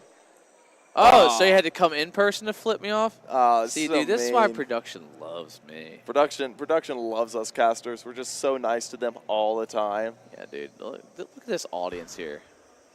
Absolutely massive crowd we have going. Yeah, look, there's two people. Yeah, there's those two Let's people. get a good zoom on them. Who are Hello. you people? Who are you guys? Give us your names. Are you here because your Give boyfriends us your play? names. Are you supporters? Are you supporters? Give us your names. I'm just kidding. Don't do that. Don't do that. His name is Jeff. Oh. How's it I have going? crippling anxiety and depression. How about you? Is man? there I have about 7 shots of whiskey in me, and I need some coffee. Coffee, good. Coffee, and real good. whiskey. Whiskey was from last night, but it kind of rolled over into it. You know, Oh. we could go. Aren't you the guy who does the electrical stuff for us? Yeah, isn't he? Yeah, no, that's our technician. Well, if there's a power outage, we can probably blame the whiskey. Yeah. Today's the day. Today's the day. Hold on. No one's burned yet, so it's okay. I can Hold on. fire smoke. Yet it's day 2. We're not we even. go. We're barely halfway through. There we go. Okay. In a good way or a bad way? Well, I mean, you seen what happened with Titanic, Wait. right? It was good until it wasn't. He's not unmuted yet. Boo! Production. You're fumbling, King. King. The guy about the electric. We're trying to get him on. We'll see. We'll see if we can It's get him. okay. He's very confused over that. You see if he's throwing up his hands. He's not like, sure what's going on. which one was 3? To be honest with you, I don't know what headset that I don't was. know what headset that was either. Don't worry, King will figure it out eventually He'll when it's just get an it. audio move. It's fine. At one point, we're just torturing King today. Is that what we're doing? Dude, that's what I strive for every frag event. Anytime I see King, I give him a hug, and I plot how to ruin his day.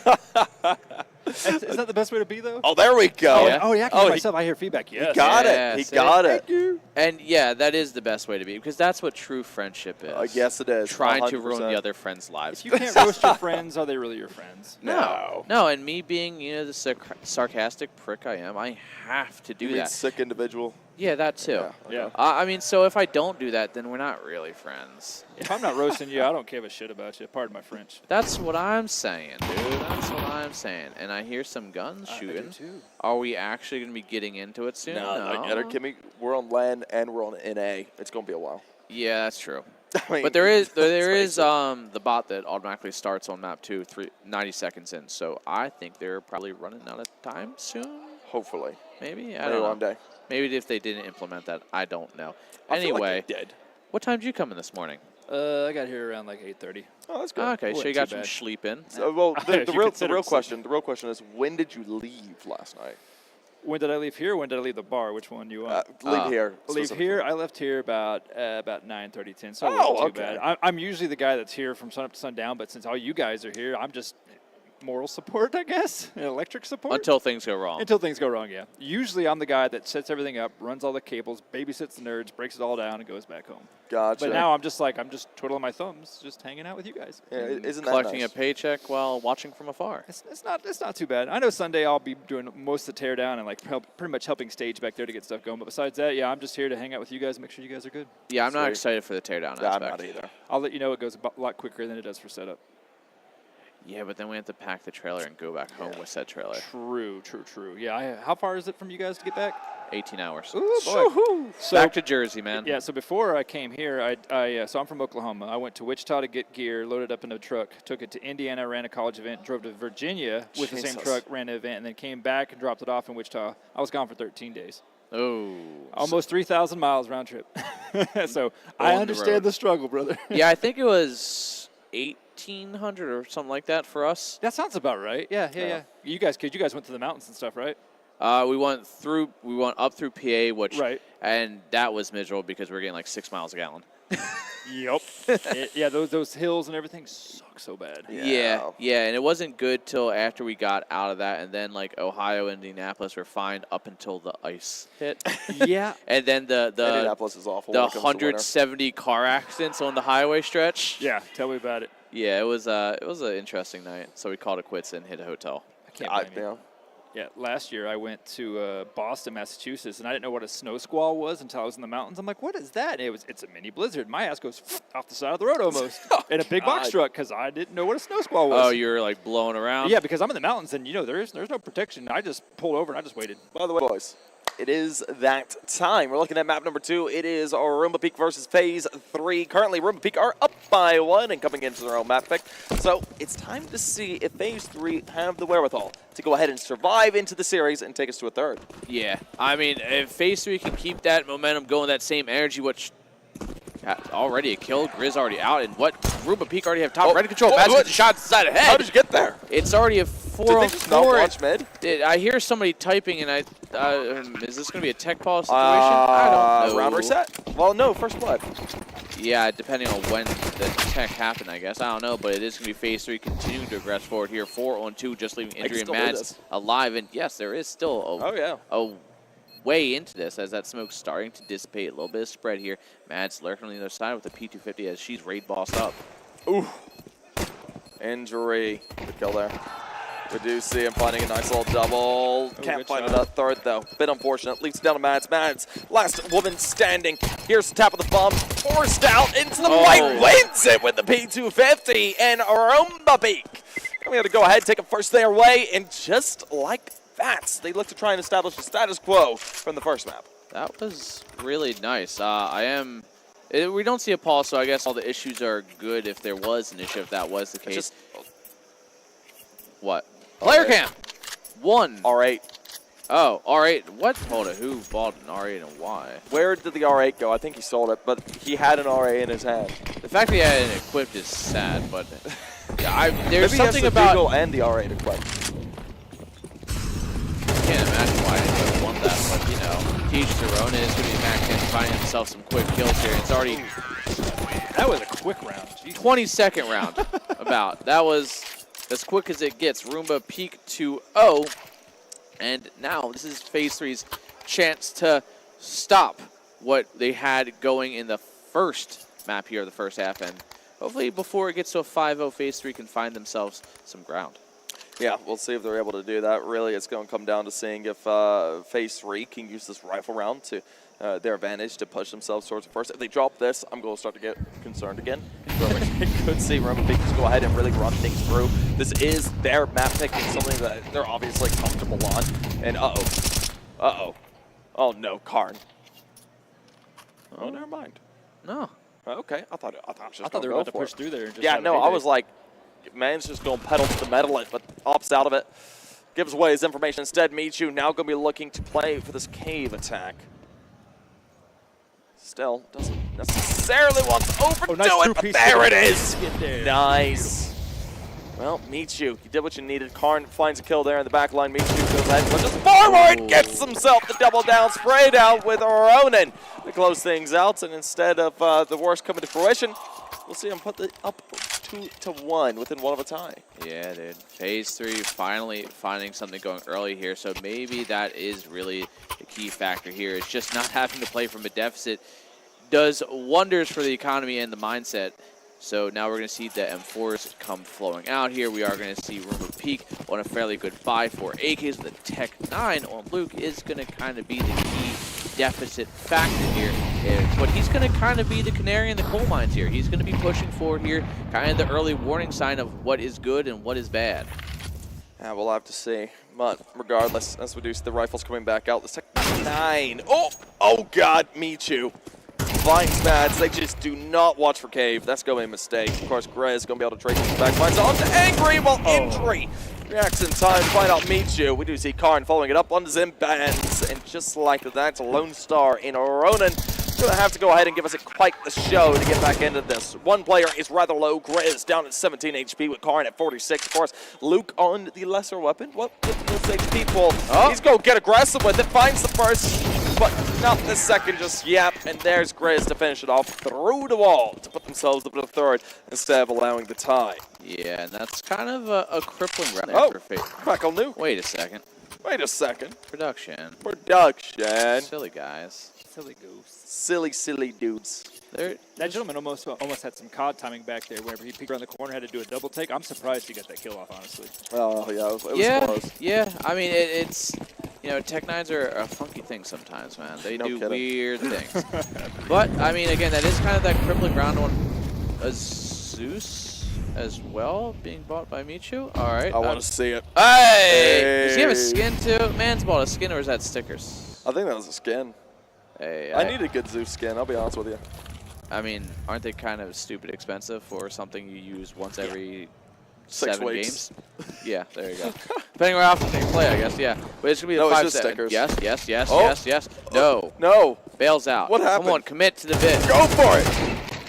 Okay. That works. Sorry. Got it. Nice. Not as cool. It's not, but you appreciate the effort. A for effort. Yes. A for effort. And Z for Zeus. Z for Zeus. Jeez. But it's still looking very good. The 5.7's doing what the rifles couldn't. But the rifle's still finding one. The 5.7's keep ripping away. Luke last alive, 1-on-3, 1-on-2. And Angry swings in with the absolute round-ending AK kill there. Struggling on that last bit mentally there. I don't know why. It happens. Anyway, we're looking at Phase 3, looking to try and get towards their namesake. Currently 1 down the tie. Possibly 3-3 to be right around the corner. But hey, one thing I say in practically every cast I do, there is one weapon that is the difference maker for the CG side, especially when it comes into these lesser weapon rounds. Oh, I mean, sorry, CZ, right? No, not CZ. It's the 5.7. It'll never be the CZ. The 5.7 is such a crazy pistol. I've seen so many matches just turned on its head by one 5.7 round that completely revamps how a team is playing. So with Phase 3 winning that with that weapon, I'm starting to think, okay, tied game, it's around the corner, and now we're going to be looking at Ruma to be on that lesser end, especially as our weaponry is kind of degraded. Only 2 AKs, 1 Galil, and double Deeks to work with. And, I mean, you have Z-Bands on now the ops. They're going to have some control over mid if they choose to. But instead they put Lone Star here. They're going to set up that op towards the A site? I don't know why I just blanked what site I'm looking at. Whatever, man. I'm losing it. We always lose it somewhere. Yeah, I know. It's kind of rough here. Grizz going to spray through the top of the mid. He's going to come up empty with that Lone Star. tempted to get the kill towards Lone Star as Michi going to throw off some utility towards Jaguar and kind of divert the tees over towards the ramp side. But not necessarily a full commit. They are going to have that lurk of Luke with one of the 3 rifles left in their hands. Well, no, I mean, for the time being, it's just going to be decently slow. We do see Angry looking for engagements and start things off. Goes for the second, maybe a little bit overzealous there. Karn goes for the thing on his head. Oh, through the wall. The shots don't connect. Just left to go for it. Grizz looks for a bit more, but unfortunately, it's eliminated along with Karn. Now, Luke and Indri, the last 2 individuals standing here for Roomba Peak. And very quickly, it's left down to 1, and Indri is dealt with. And just like that, phase 3, they hit the namesake, and they hit the tie. Yep, all tied up, and now we're taking a look at that T-side money. Even with the bomb plant, it's still kind of a scrappy buy. It's going to be kind of upgraded pistols, maybe some armor thrown in, unless they really want the full commitment buy. But currently at 3-3, do you really want to give them a chance to kind of stretch out and potentially make that lead even more unachievable? On the flip side, Tech 9 Armors, it's scary on a map like Ancient, where you can just kind of run it up through Jaguar and get pretty quick access to site. Yeah, no, I want to see them go for a quick pop. The last thing I want to see them do is play slow here. And I have to say, the room's getting active now. You hearing all this? I don't know if Jack can hear it, but there are lots of screamers. They were raging over there. I mean, it was a good rage for those hype moments. I'm like, geez. Reminded me of the old Gears of War days, just bickering back and forth, but it was fun times. It's fun times, fun times. Well, nothing more NA than this. Facts. Well, Michi going to be taking some early damage. He's down to 17, but it is a man advantage for phase 3. But it's the Deagles and Tech 9s. Maybe. Ooh. Whoa. Dinks. Z-Bands. Careful. That is a jiggle peak that no. you hate to go into. And Oh, Luke no. has found access to This is bad. a round-defying This position. is so bad. Well, that's unfortunate. This is where things could start to really get turbulent. Of course, Ronan says no thank you, finding out the first 2. The D tries to go for a bit more injury. Looking for an injury as they go ahead and press down upon him. Of course, Z-Band's just reacting in kind, saying, no thank you, I'm not going to be eliminated there. And well done, dude. When they got into the back line, I was like, oh, this round is gone super awry. I figured more than one out of that. Granted, that he was probably trying to get close to see where the other positions of the CTs were, but the quick, abrupt turnaround there, probably a little scary if you're the CT, but it is going to be phase 3. For the first time in this series, having a lead, and a very early lead as well. Yes, I mean, this is exactly what you needed to see if you were this phase 3 squad. You're able to go ahead and get onto your opponent's map pick. You start to look decent. You're now in a position where you're leading for the first time into the series, and Roomba Peak are on a bit of a run around the edges by, and so far, man, the AWP and the AK of Michu along with Z-Bands is activating and eliminating, leaving it down to Injury, Mads, and Karn. Of course, Injury starting to get aggressive. A bit too far on the swing out. Gets spotted by 2. And it leaves it all down to Karn and Mads. Last 2 men standing. And, oh, good little bait shot there, but not going to be able to find anything off of it. Yep, and this is a prime condition here for phase 3 to continue to stretch out this lead. Maybe hit. There it is in a clean round. And I'm liking what I'm seeing here from phase 3. A good, just advancement from the prior map, and this is kind of what you want. And you're seeing Michu at 117 ADR. Last map it was Ronan. Ronan's still at it though with 86 ADR, going 6-4. But again, Michu, that's a good sign for a team like this. They have a bunch of versatile players that can show up, kind of be the key star factor that they might need in this map or matchup, and it's seeming like they may have a handful. So now I've got a question for both of you guys. Win condition for phase 3 coming into the second half. How many rounds do they need to get here? Ooh. Honestly, 5 isn't bad right now. That's the bare minimum mark, I would say. 6 would be, I'd say, optimal. 7, 8 is probably what they're going to get. I would agree to that. Okay. I was wondering. I mean, at first, like I said, you seen him over here pulling off, 2-0 lead, then all of a sudden just had such a 5-0 sweep all of a sudden. Yeah. Yeah, lot more composed version of phase 3 we're seeing here, so it's refreshing coming to this. And again, this is Roomba Peak's map pick. Yeah, it is. And now Grizz gonna be able to start us nice off boost. strongly. Finds a nice little double. Of course, Lone Star. Z-Bones there for the Franks as well. Luke 4K. Very quick with Max 10. Picks himself up Kalashnikov. And now Karn and Co. Gonna be looking to hold things down. Z-Bans wants to make this work. Tries to peer through. Finds out the first. Starts to open things up. It's on his side. He can do this. Karn taking his time. It could cost him. But instead comes around quickly enough. And Roomba Peak put themselves up at a 4th. That was very, very good. And we saw that we did see them try and turn away from that flash, but them turning away from the flash actually caused them to be blind. So Z-Bands was kind of in a great position to actually find the round. Sticking that defuse was probably one of the only choices he had at that point. So, again, I appreciate the effort coming out there from Phase 3. Oh, look at this. I like this HUD. It's nice.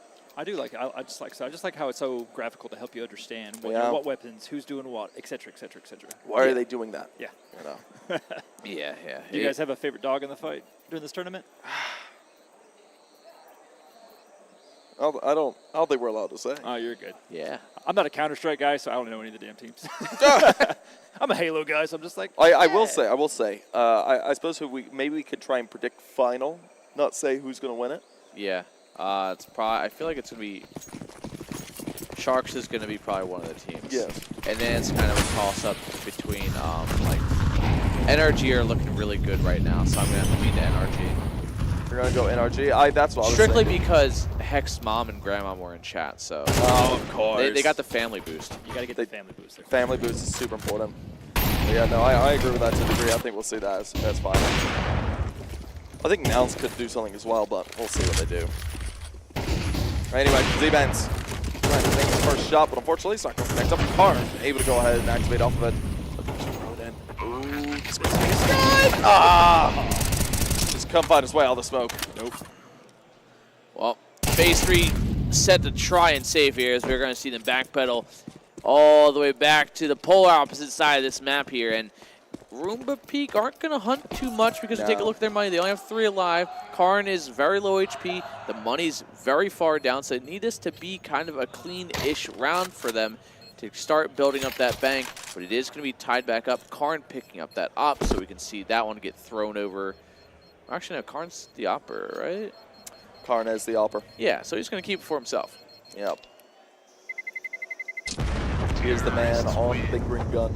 So you guys will know this more than me. I keep seeing like the Be Quiet on the banners. Where did that come from, and where did it like originate from? It's a company. It is okay. I didn't know if it was like a saying. They have PC fans that run very quietly. Oh, that makes sense. And I was just wondering. I was like, where did it land? Why does it say Be Quiet? I was confused. Yeah, no, I was confused when I first saw it. When we were setting up the other day, I was like, why are we saying Be Quiet everywhere? Yeah, I was like, the banners up. I'm like, what is it's Be the loud. brand. And actually, That's as awesome. per Revel's saying, live loud, be loud.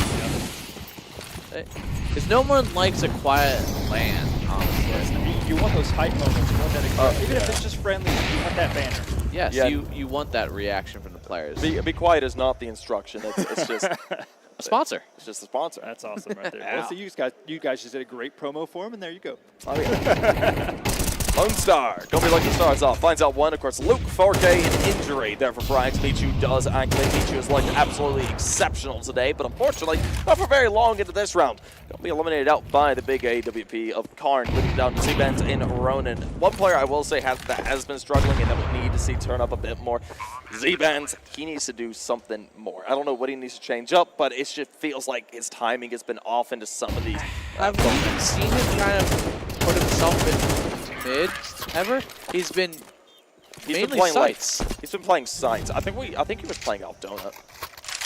Yeah, he was at one point, but not like towards red or anything, which is kind of odd for. I mean, it's good to throw your op in different positions, so it's a little more unpredictable, but leaving a rifle, I guess, at top mid because it's so consistently smoked off. But we also haven't seen Phase 3 fight for mid control. No, we don't see that I huge know. utility dump towards bottom mid, which is actually pretty odd for a CT team. I mean, granted, it worked for them early on, and it's paid dividends. But now, actually, I say that, and here we go. There's a little bit of utility dump. We're seeing a little bit of donut action, but nobody towards top mid or towards that cubby. I like this. But yes, the pinch towards mid.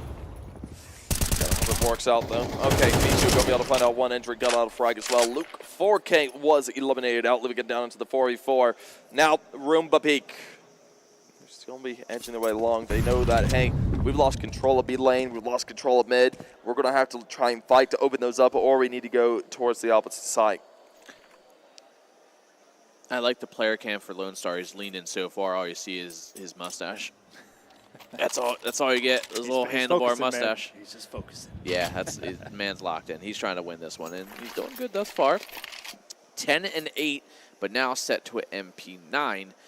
It's starting to get there, but it's okay because Ronan, the star player from Nuke there, he's got a 5-7. As we've seen, 5-7s are they can kind of change the pace of a round. No kidding. That is the weapon to do it, in my opinion. We really got to be looking for Phase 3 to try and capitalize on that. Still, see that big round goes the swing. Ah, they lined up, just wasn't able to pull through. That's so unfortunate.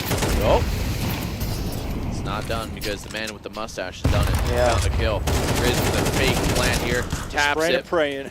Best he can, but there it is, the 5-7. But Karn quick with the op. Finds the kill, and he's down to just 72 HP. It's a rifle and an MP9 close range. Right clicks that nade, dissipates the smoke, finds the Tech 9 kill. One-on-one, Michu. He's on just 4 HP. He gets a swing, gets a time, but no! So close. Michu gets the kill, ties it back up as the half couldn't get any closer at the end of it. 6-6. Man, what a way to do it there. Able to go ahead, tie things up here at the end of the half. Phase 3, they keep it neck and neck, but coming into their T side, I'm wondering what they're going to be looking to pull off here, because now could look to be considerably harder.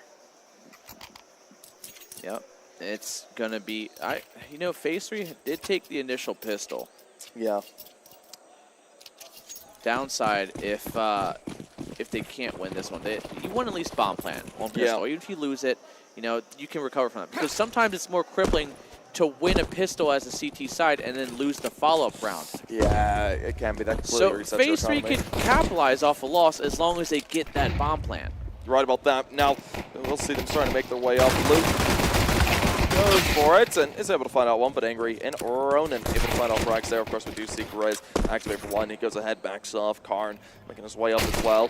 Ooh, unfortunately for himself, not for very long. Injury, tries to tap away with the dualies, which isn't great as well when it comes to long range, but the Z-Bands looking to hold things down, tries to take a fight. Injury gets one, or rather is eliminated, living it all down to Grizz. Grizz, 1v3. If there's a man that could do it, it is him.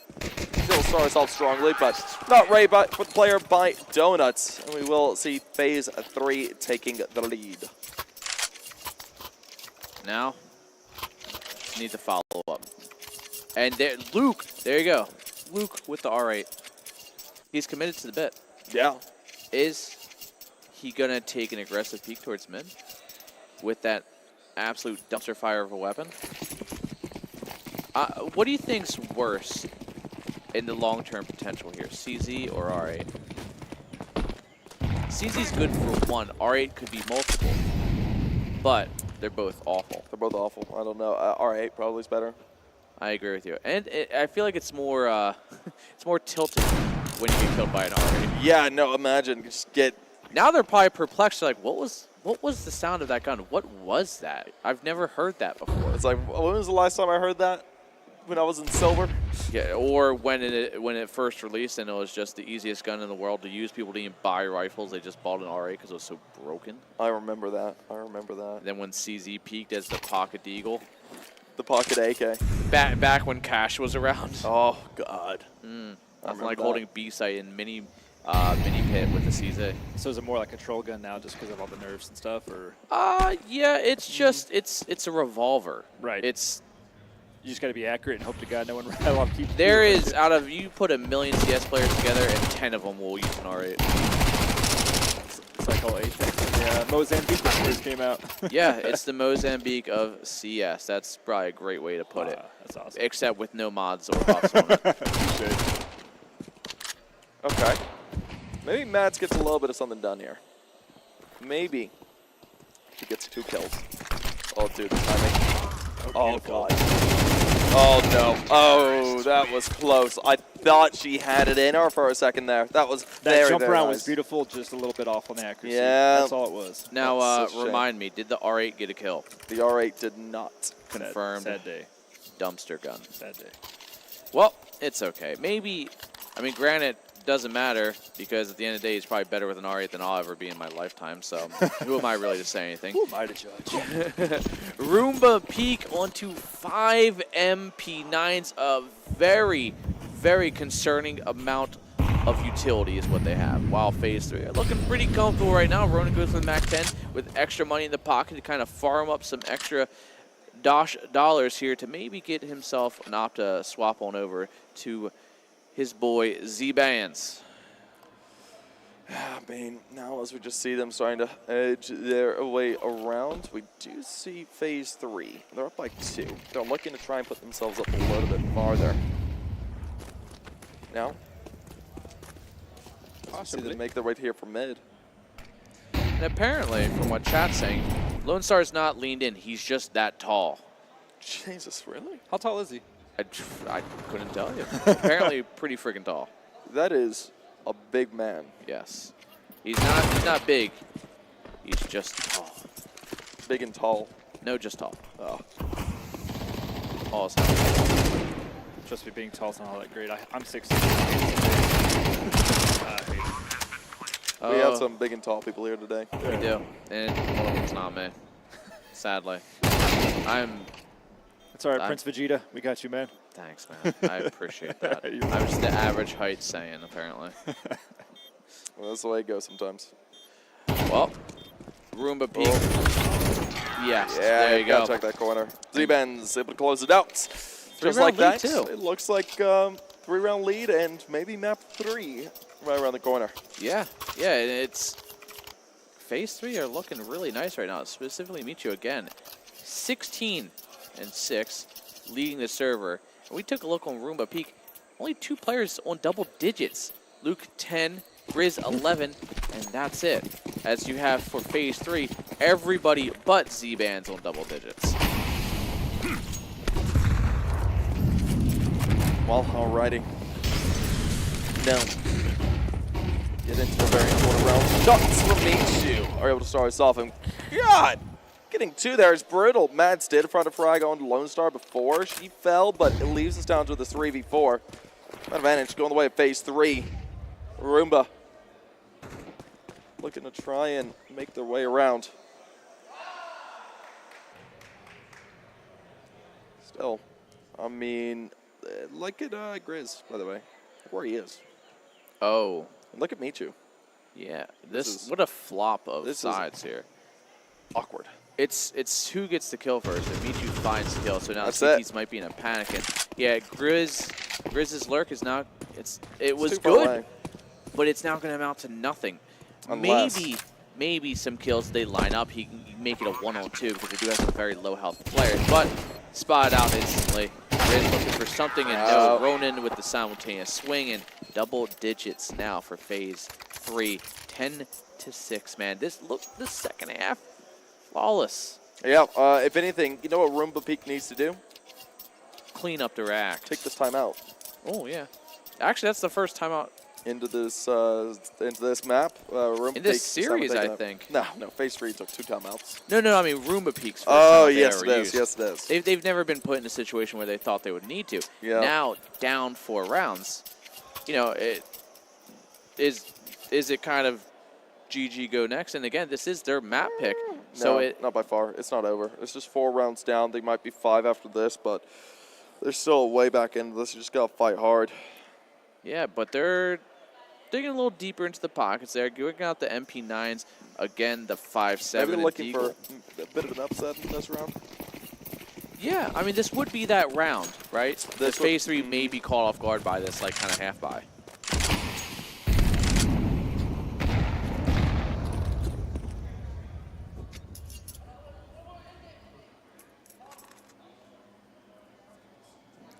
Well, now as they just edge their way around slowly but surely, we're seeing Phase 3 falling back into the slow style of play here for Ancient. I don't really blame them on this. They're looking to see who messes up.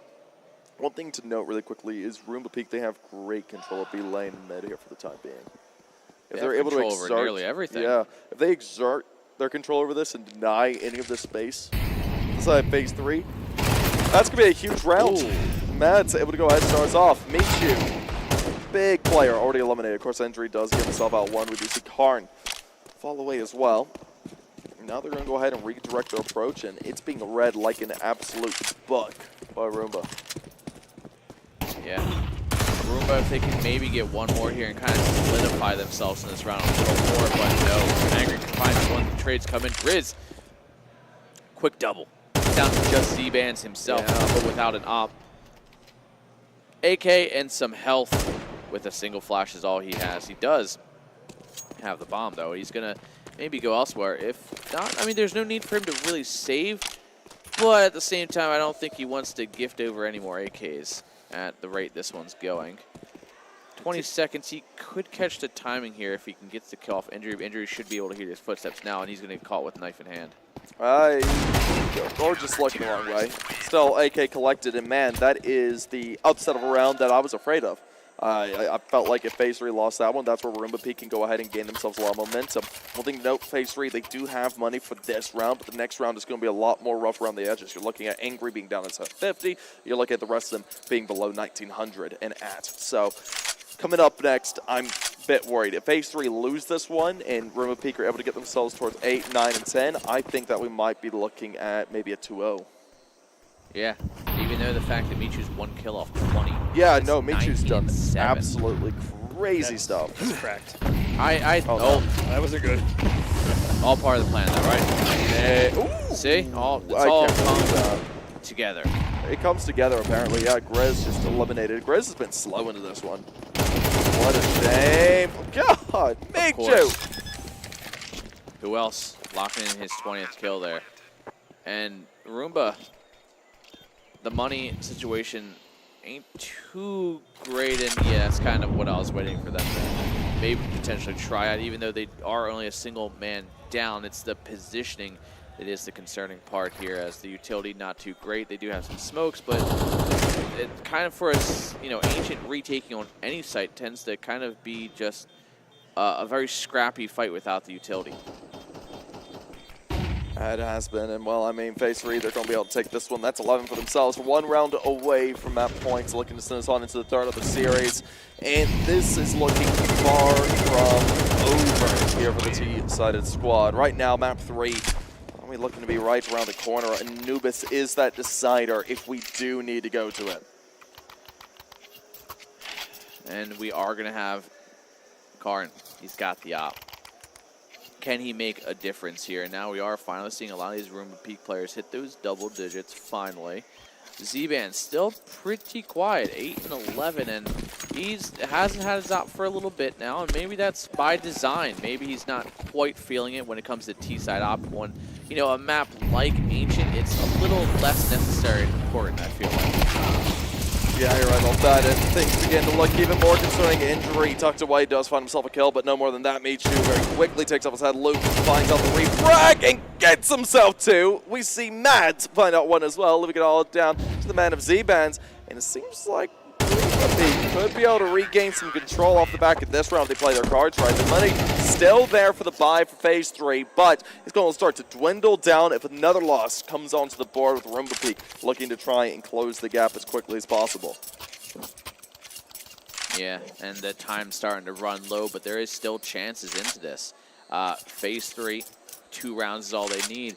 But there is still a potential for overtime if that is the case, but Roomba Peak have to kind of gather themselves quickly here and not just trade the rounds, start chaining these rounds together to actually put a stop to Phase 3 if they can. Phase 3 is looking calm, cool, and confident right now. All right about that.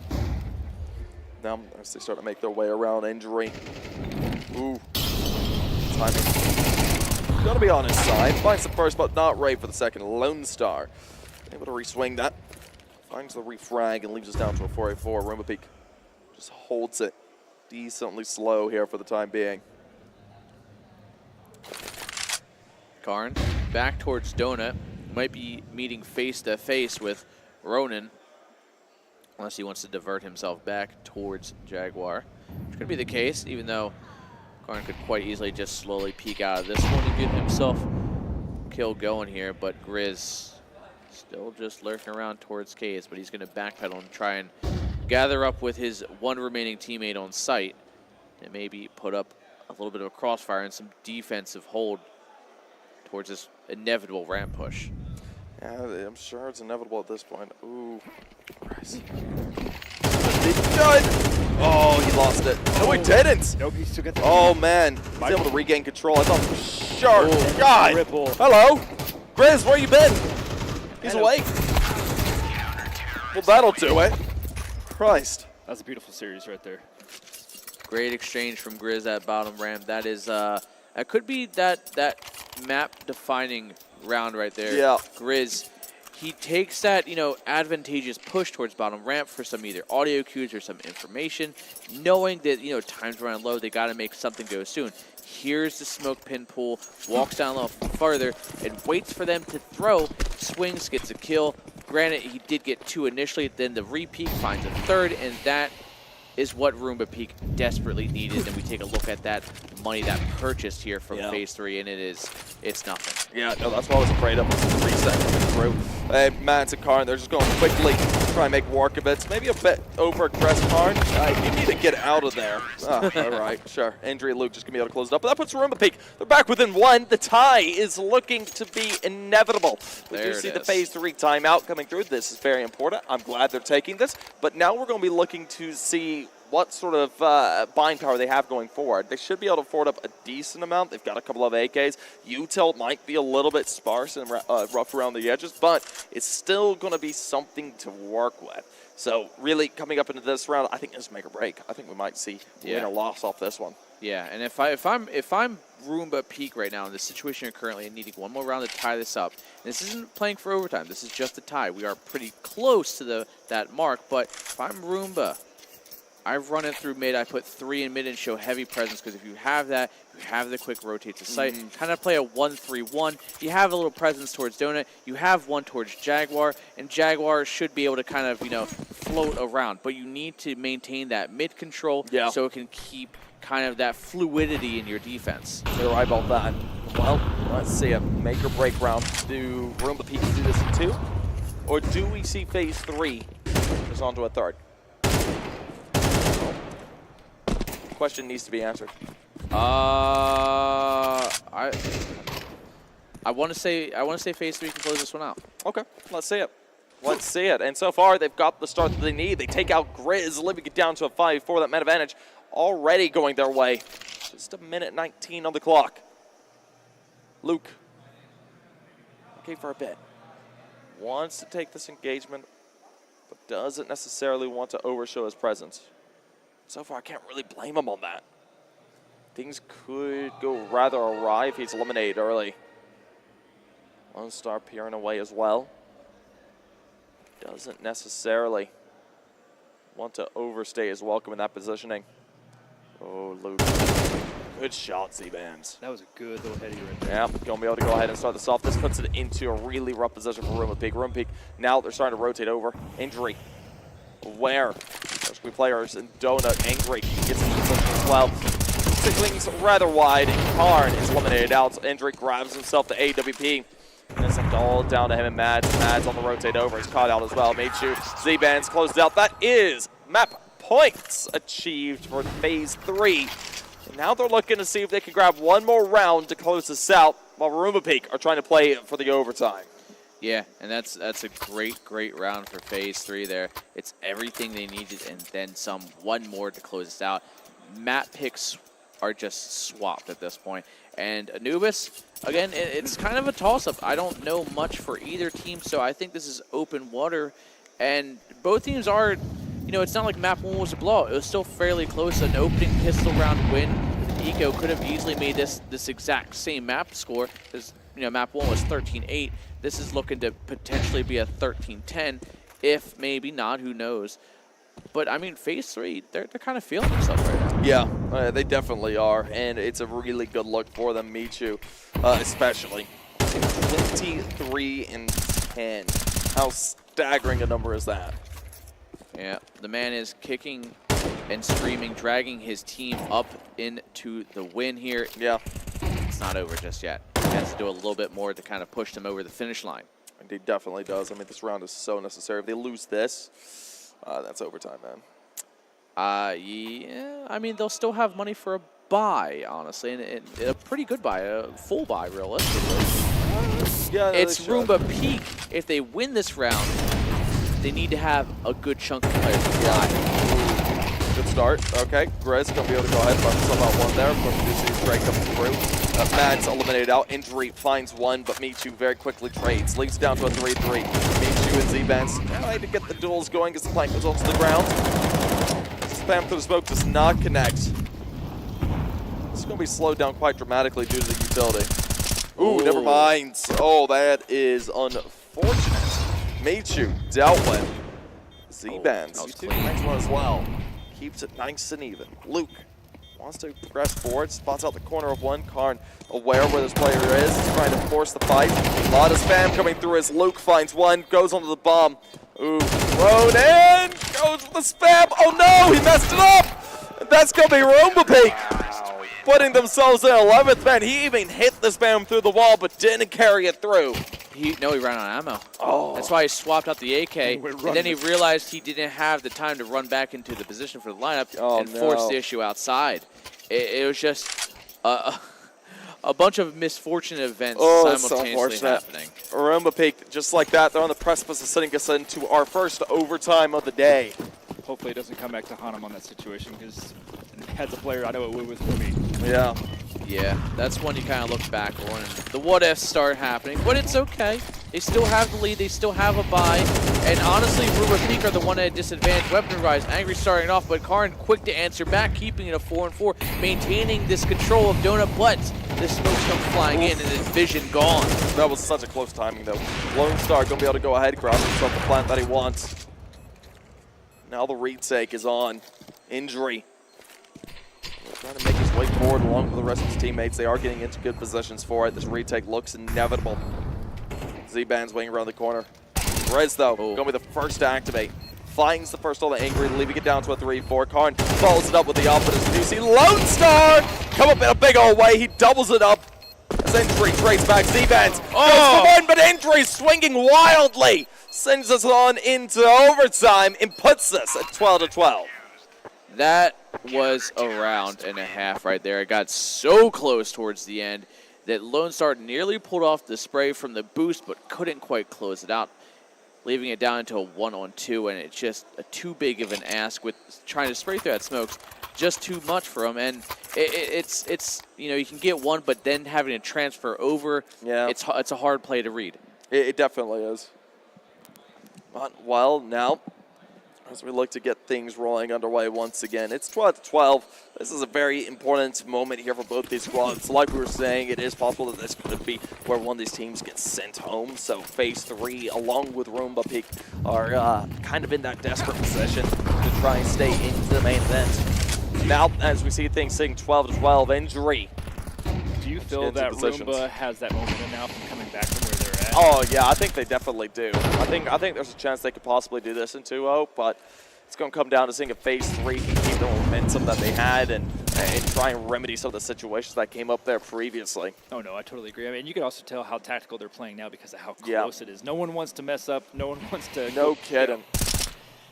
You're right about that. Well, so far, Grizz, the first to find the frag in overtime as Injury falls up. Mads quickly activates as well, and ooh. It's a quick 5v2 here. Z-Bands, did you see that? Yes. Oh, he is upset. Not what they wanted to see, obviously. They knew they needed to get themselves an advantage going here early on, but that might have been ripped up. As we do see Grizz, man, coming up, hitting 21 kills with that. He goes ahead and takes a 13th for the side of Roomba Peak. And just like that, they've got the advantage. That they do. Have you seen any tactical crouching, as we call it nowadays, on here yet? Oh, not necessarily. I've seen some body shots. That's why I was just There's a lot of body shots. Body shots are the common one for CS. Yeah, I got you. I know in my background, tactical crouching was our preferred way to be. Yeah, I understand that. It's just we like to yell things at each other and shoot each other while we're dead. Hey, man, there's nothing wrong with that. Nothing wrong with it. Shake hands afterwards and go get a drink. Yep, exactly. Now, Z-Banks. Oof. Big whiff. If he hit that shot, that would have been the side opening up. Grizz eliminated as well off that. Would have been massive. Molotov trying to force him out of position. I don't know if it will, though. Yeah, lands a little bit far. Now, he actually advances forward, spraying through the smoke. No one gonna be able to react to it. Needs you. Ooh, Oh, he almost that had it. is huge info. Big flash goes down. He's gonna go ahead and spam through, and that's gonna allow Grizz to just make clean work of him, baits him out, and finishes him through. And there we go, Lone Star. We can actually see the full man now. Well, down one man exactly here. Roomba Peak.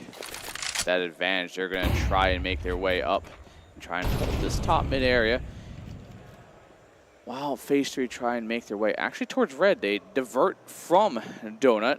And Luke, first line of defense here, finds one as he gets caught with utility in hand. Rona gets a trade. Grizz swings back in for a trade of his own. Karn finds it, and Band's kind of in disbelief Z-Bands as to what is not feeling things right now. I will say that he's had his hands in it. He's had his head in his hands both these rounds for overtime, which is really unfortunate. It could be that might be getting a little bit tilted. I need this timeout. They need to reset mental and focus. Yeah, I think a lot of this falls in the fact that Z-Bands has been pretty quiet on the op. Which little he had, on the T side, it makes sense you don't necessarily want an op, but, that is kind of the bread and butter. While Michu, he's having a great game, better than most in the server, other than Grizz actually caught up to him. They're both at 24 kills now. Yeah, no, Grizz came online. It took him a minute, but he's here now. He's here now. Okay, no tech, just had to fix the hair. See that. Sometimes yes, you just the gotta flick. Gotta fluff that stuff out, man. I was hanging out with him out in the pit earlier, and we were just having a blast, just shooting the crap. They're all friendly. I love the CS folks here. Oh yeah, they're great. Yeah, they're all pretty good guys, Overall. Overall. Yeah. There are some individuals, but overall everybody's good. Oh yeah, there's creatures in every scene, man. That's just the way it is. But yeah, we got some interesting creatures in this one. We do. And you know what? That's okay. Well, what's not okay is the fact that Lone Star, the apparent 6'8" monster, which he's not 6'8" or 7'8" is what chat was saying earlier, is out of the round, and it is going to be Roomba Peak with the man advantage here. The M4's finding some kills, but actually it's the recovered AK as Mads opens up and makes it a 5-on-3 now. It's the last remaining players before the T's start marching forward to site. Oh Lord. Well, 2 picks already been found. Ronan gonna be able to find himself out a kill, though. That's on the Grizz, a very much needed one of that. They're gonna be able to get themselves a flank onto the ground. Oh no, the Molotov to push him out of it, and that is going to cost them the round. What a shame. Roomba Peak, they take 15 map point series points found, and now they're gonna be looking to see if they can push it over the edge. Yeah, it seems like Roomba Peak have recovered pretty much. And they have. They've, in full force and form, they are back, and they're trying to make this a 16-2 as they claw their way back to get to overtime. But Phase 3, they have had an admirable performance. They really have. It's looking good. It's looking good. I just wish that Michu came back active. He's kind of disappeared, and that is the kicker right now. He ended off on what, 22 kills at the end of regulation, I think? Well, even before that, he kind of slowed down to a great degree, and it's cost his team so dearly at this point. And the NA curse. The NA curse, and angry. Gonna feel angry after that. Of course, we do see Michu finally activate, finding out the first. Grizz goes ahead, grows with the plants, and Michu knows that they're into the retake. And ooh, Luke still dueling. Maybe overstaying his welcome. Leads down to Grizz and Mads. These are 2 players that you want in this situation here. Now, of course, Mads watching the back line with Grizz. Waiting in turn as well. Z-Bands, he knows that there's going to be players right around the corner. Molotov goes down. He'll try and stall him out even further. Snap and get ahead of it. Mads gets mollied out as well, forced into it. But Grizz, God, just looks so good but can't escape. Z-Bands closes him out, but man, it is close. He's got a kit. I don't think he has. Oh, gosh. Oh! If I could get a timing count on that, if that's even possible. That's brutal. That had to be a quarter second. Something. That is nuts. That was about one misstep there was done. And I think, Grizz not knowing potentially where that last player was, he was trying to reposition to buy that extra second or two. Yeah. He just gets caught in transition. I mean, It's a shame. That's a play where he's already done what he would deem as enough, and just about, honestly. So a hard loss for Grizz, but Phase 3 looked to capitalize off this as they will not go quiet into that good night. No, they're not quiet into the night, that's for certain. Oh, I like the boost. It's not going to net anything, though. Now, of course, with things sitting 15-13, 2 rounds down, they need double OT for Phase 3 for survival. And as we can't Those see Delta anything, ticks, man. yeah, I know. Killing me. Killing me. Hate them. Not production's fault, though. Well, okay, so a bit of mid-aggression coming through. Grizz looking to capitalize on that. First kill comes through. That's Karn, able to find that one on Ronan. We'll see Lone Star looking to try and activate as well. The question is, does he peek there? Oh, look at this. This is brutal. Grizz finds on first as it gets second. We see Luke 4K find out one as well. That might be all she wrote. Lone Star, last man standing. The tall man himself needs to turn up and turn off. Well, he's got himself Mads and Grids to deal with. These are 2 players you don't want to be in this position for, though. Lone Star starts to make his way up. He's got the utility. Yeah, he does. I mean, he's got the possibility to make this happen. He's going to go ahead, pop up with a smoke, look to try and maybe get some information, but unfortunately, Mads, waiting right around the corner, will seal the deal with a 2-0, going 16-13 there at the end. And what a showing out to the player of Grizz along with Michu. Yeah, honestly, Phase 3 keeping it so competitive all the way into Map 1 towards the later halves there. Going in, keeping that momentum, having the lead nearly, I'd say, 80% of the second map, but it is Roomba Peak clawing their way back to overtime, winning it 16-13, and, you know, hats off to Phase 3. They played great. Michu, amazing performances. He ends 26-17, I think, outside into overtime, but I think it was 22-23 kills in regulation. I mean, the man did what he had to do. Yeah, no, he did. It's such a shame to see Phase 3 bow out like that. That was such a good match out of them as well. They had some really, really high moments, but I suppose it's what I was saying there during the first map, that those shining moments that we see need to turn it into a solid beam of light for them to be able to pull it through. There were a couple of times it felt like it did, and then it would just sputter out and die. Yeah, and I think the success that inevitably didn't really fully come to fruition here for Phase 3 started off with that early winning.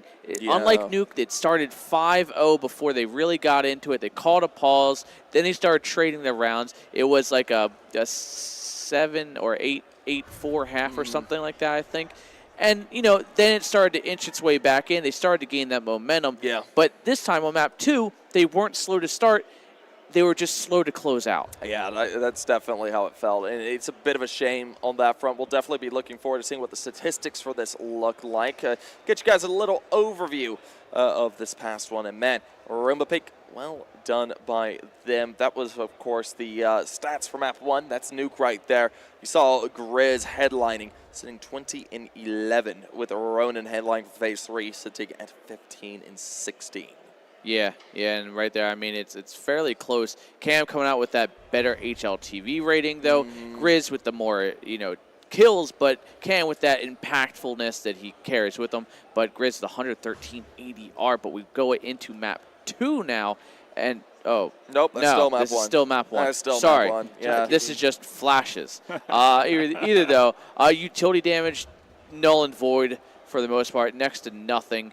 That doesn't seem right. Yeah, 0 flash assist, and then like 11 and 20 flashes thrown. I don't think that's right. Like, unless Z-Bands was the only one throwing flashes, saying at 20 flashes and 20 enemies flashed. That's success if I've ever seen it. It's a great stat. Maybe I'm just stupid. I don't know how to read League of 5 stats. I don't know. I mean, yeah, you are sometimes, but it's okay. Sometimes reading is hard nowadays. Yeah. I have my moments. It'd be like that, Yeah. and I'm okay with that. But what I'm not okay with is the simple fact that this was my one game of the day. So I will be having to abruptly leave you guys after this one. Next matchup, do you even know what it is? I don't know what the next matchup is. If production can yell into my ears here and now and tell me what this next matchup is, No. that would be fantastic. I want them to we need to connect brains, and I need you to tell it to me that way. It will be the winner of this match. We will be seeing Roomba Peak, I'm pretty sure. Yeah. On stream. So Roomba Peak should be playing someone else's first match of the day, I'm pretty sure is how that one going. Grizz. Oh, gotcha. Oh. Man, if only someone else would relay these messages to me. Oh Yeah, my I God, know, it's right? Jamarcus Cousins. We need this guy with a big old whiteboard in the background, like, hey, this is what's coming up Or next. or someone with a Yes. headset to yell at us, you know. If only we had the technology. If only. Only the technology worked. Yeah, but I mean, again, going back to the games here, Roomba Peak started off strong, and Roomba Peak, for the mix of like kind of friends playing together, they look great. They look coordinated. I mean, granted, I don't know how much they practice together or how serious of a team this is, but like they look very composed, and for the most part, it didn't seem like there was a struggle outside of towards the early of map 2. But once they hit overtime and towards that, they hit their stride. Yeah. Looked a lot more clean. You're right about that. So we'll have to see ultimately if Roomba Peak are going to be able to keep that going coming up for the next series, because they do have another best of 3 today. And that's going to be a rather exciting one. Of course, we will get to talk to an individual here in just a few moments. But this is the stats here for map 2. And this is the one that I want to talk about. It's Grizz. He started slow. Very slow. You made a comment saying how slow. Yeah, no, he started really slow, but then he was able to come up there by the end. And speaking of Grizz, I think he's going to be able to go ahead and join us really quickly to answer a few questions about that series. So once he gets his headset on, we'll ask him a few things. Yeah, I mean, Grizz ended it off at, 2019? Hi, Grizz. There he Hey, is. Grizz. 105 ADR, a 3.75 lead to 5 rating, but that true? HLTV, yes. Is that true? I mean, you can tell us. I was doing a lot of stupid stuff. Go ahead. I was just going to say, I called attack the first of the whole LAN, and I said, guys, they're going to hold and look for us to do stupid shit. Don't do stupid shit. And I walked through a smoke and died. Sorry for cursing. So do as I say, not as I do. Yeah, literally, I go, guys, I'm so sorry. I did exactly what I said not to do. Hey, at least you apologize. I made up for it. I I made up for another round, but regardless, I mean, one of the things I was talking about early on when it came to map 2 was you were starting out really slow. You started hot when it came to map 1. Map 2, you were kind of slow into things. Yeah. I was like, well, if Grizz doesn't show up here, we're going to be looking at map 3. That's 100%. But you did show up there by the end. And my question is, did you have to shift mentality to try and make that happen, or Not did you just really. try to play through? I honestly, I've been calling for most of this land, just at pug calls and stuff. Ancient, I'm not bad at it. I'm not good at it. I just kind of run around and do my thing. And that map, I'm just trying to my best to kind of wrangle everyone and just support them and let them do their things. And honestly, I'm more focused on just kind of moving the pieces around and stuff. I'm not focused, and I just was like, guys, I'm just gonna fucking do what I want on CT a little bit. I'm gonna let you guys I was just I'm calling these setups. They're doing the same 3 things. We just have to be ready in good setups for these 3 things, and we're fine. And I just started putting myself in better spots instead of being stupid. I mean, that's what It you worked, gotta do. too. It works. So going off that, map 1, 13-8, it seemed like not as hardly fought, obviously, as map 2. Right. Was the beginning of map 2 kind of, them abruptly shaking you like, hey, we're down pretty fast here in our map pick. What was the mentality going past that? Well, we picked Ancient. Yeah, that's what I'm saying.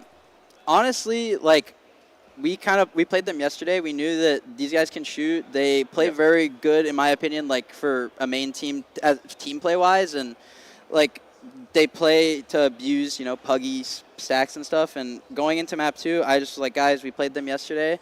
I wasn't shooting. We all played good as a team. If we keep doing what we did yesterday and, have good vibes, have good spacing, trade each other, we're going to win and we're going to have a good time, I was watching you guys out there in the pit. I was telling them earlier, you guys were slaying out there, having some fun. Yeah, we're having a It great was a time. beautiful time. Every single round we're having smiles, so that's what matters. That's what matters. Of course. Wow, man. I mean, going into who are you guys playing next, by any chance? Do you know off the top of your head? I think somebody said Fluffy Aimers, but I don't know how true that is. But Fluffy Aimers, I'd assume would be a pretty, not even, but close matchup, I'd say. Yeah. I feel like their team has the ECL players when our team might not be as many ECL players, but they might underestimate us and be able to get some cheeky rounds on them. So are you going to continue to keep calling, or are you like full, or are you like mid-round calling only? I'm doing most of, at this LAN, I'm doing most of the mid and early round calling unless someone else has a call or wants to do something, because, you know, I'm not a tyrant. I'll let people do what they want to do. I'm really free flowing. I don't really care that much, as long as like I genuinely think something will just make us lose a round. I'm like, guys, we should do this instead. This is probably what they're going to do. But yeah, honestly, it's been a great time. Like, they're all, you know, having a good time. We're laughing. We're keeping the vibes up. We're, you know, having a great environment. So it's keeping us going. Good. That's what matters. You always got to have that good, clear headspace, especially for lands like this. Yeah, 100%. As soon as you get out of it mentally or start tilting, you're going to, fall off the face of the earth. Oh, that's how it happens. Mm-hmm. But yeah, anyway, I do think that is about it for our time here on the desk. We do appreciate you coming on and speaking to us. I look forward to seeing how you do in the rest of the event. Hopefully you guys will have a good run out of it. Hopefully. But definitely, I think that's it for us today in terms of at least this. For me. At least for you. I'll be They'll back see you on B stream, right? I'll be on B stream. You'll be on the B stream? Yeah. B stands for better stream. So yeah, honestly. Right, well, you don't have to deal with all in. Yeah, Thank you guys. I appreciate it. Thank you. Pleasure meeting you guys. pleasure, See you guys. man. Have a good one. Bye, guys. Bye. Well, again, that is going to be it for here for this matchup. Again, good luck, Grizz, in your next one. And so that is going to be closing out here for the first BO3 of the day. There will be more. Couldn't tell you who's going to be back on the main stage, but they'll be back with somebody. Yeah. And at the end of the day, that's all fine. And why are you zooming in like that so abruptly? You make me. They make me scared. I didn't when do they do that. I know you Come did. on I'm now. looking over at production. You had to be in my line of sight. Okay, There's some good. weirdo on the side we don't know, so we have to expand it open. That's all they have to do. All right, but till then, though, we're going to throw it to a break, so stick around. We'll be back with another matchup of the day here over on the A stream. If not, in the meantime, go check out B stream. Yeah, fun.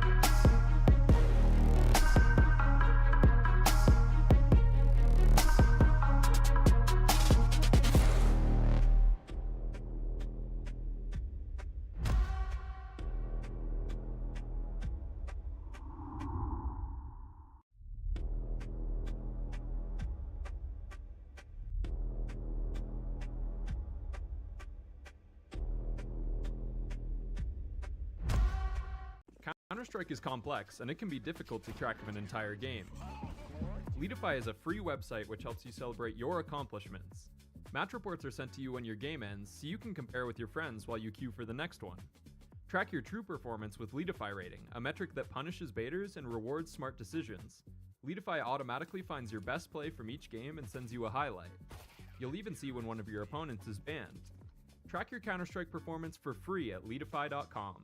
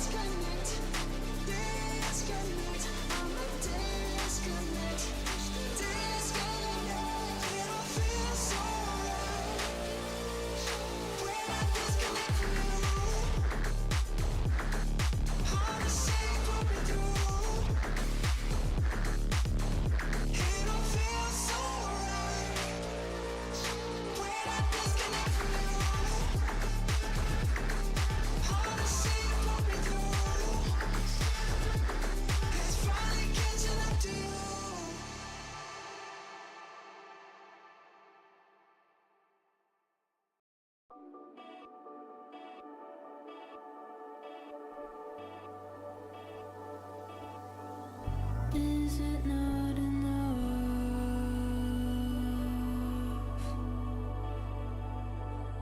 This is what you wanted, and I thought it was love,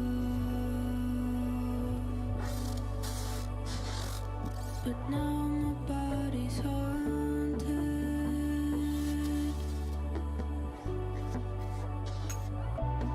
haunted by you.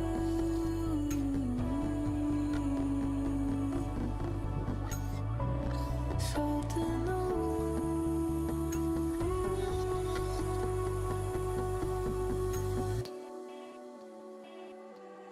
I wouldn't have told you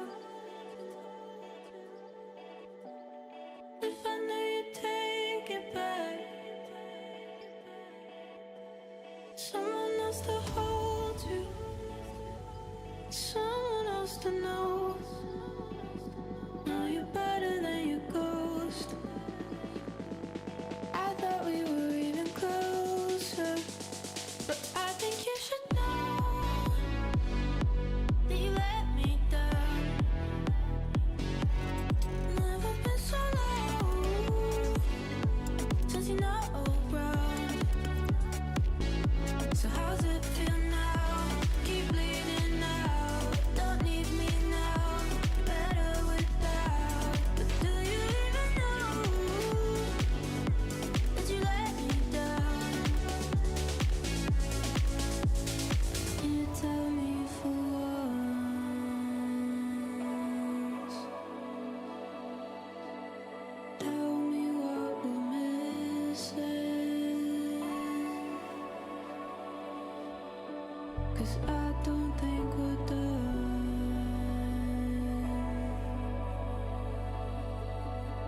And I can learn to listen.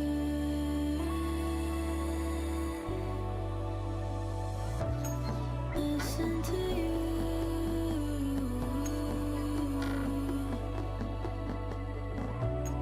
Like you want me to. I wouldn't have told you if I knew you'd take it back. Someone else to hold you.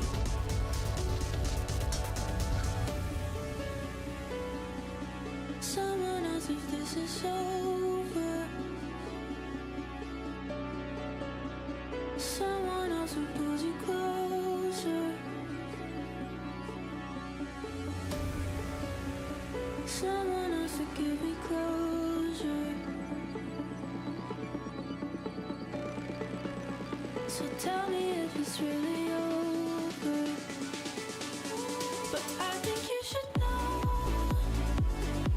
that you let me down. Never been so low since you're not around. So how's it feel now? Keep bleeding out. Don't need me now. Better without. But do you even know that you let me down? I think you should know that you let me down. Never been so low since you're not around. So how's it feel now? Keep bleeding out. Don't need me now. Better without. But do you even know that you let me down?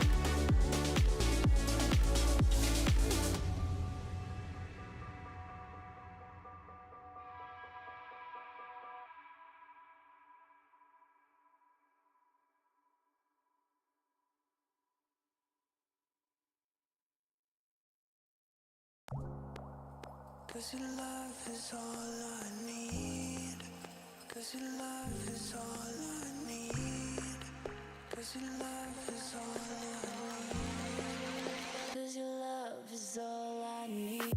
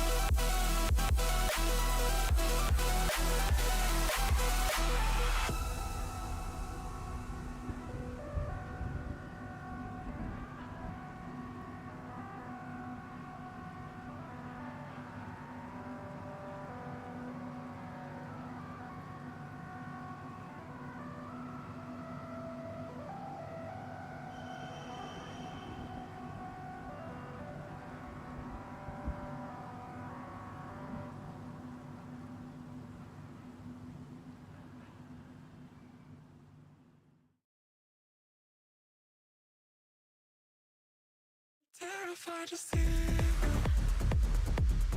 hiding in the darkness, colder when it's twilight. I've been feeling restless, terrified to see you,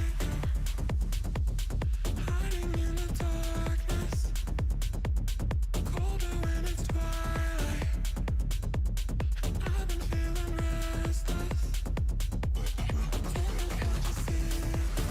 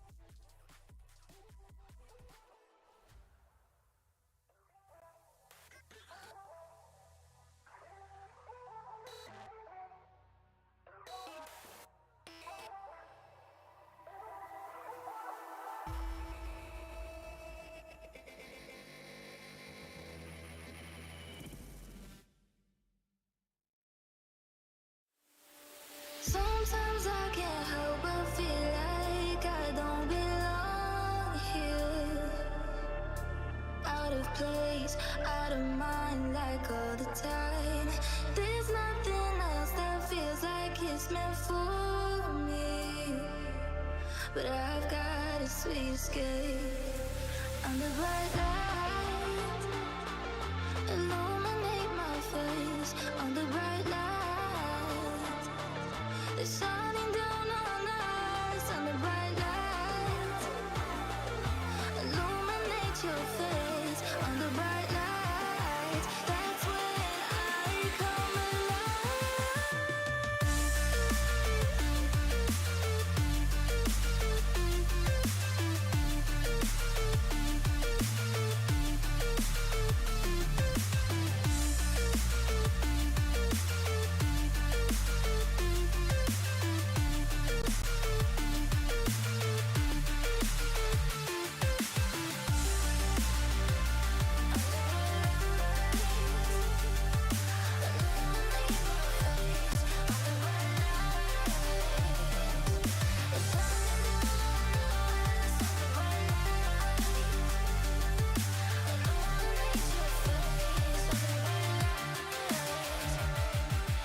Baby, take me higher. I wanna see the whole sky. See the galaxy's reflection in your eyes. There's nothing that compares to this energy. I've got a sweet escape. Under bright light, illuminate my face. Under bright light, they're shining down on us. Under bright light, illuminate your face. Under bright light, that's when I come alive.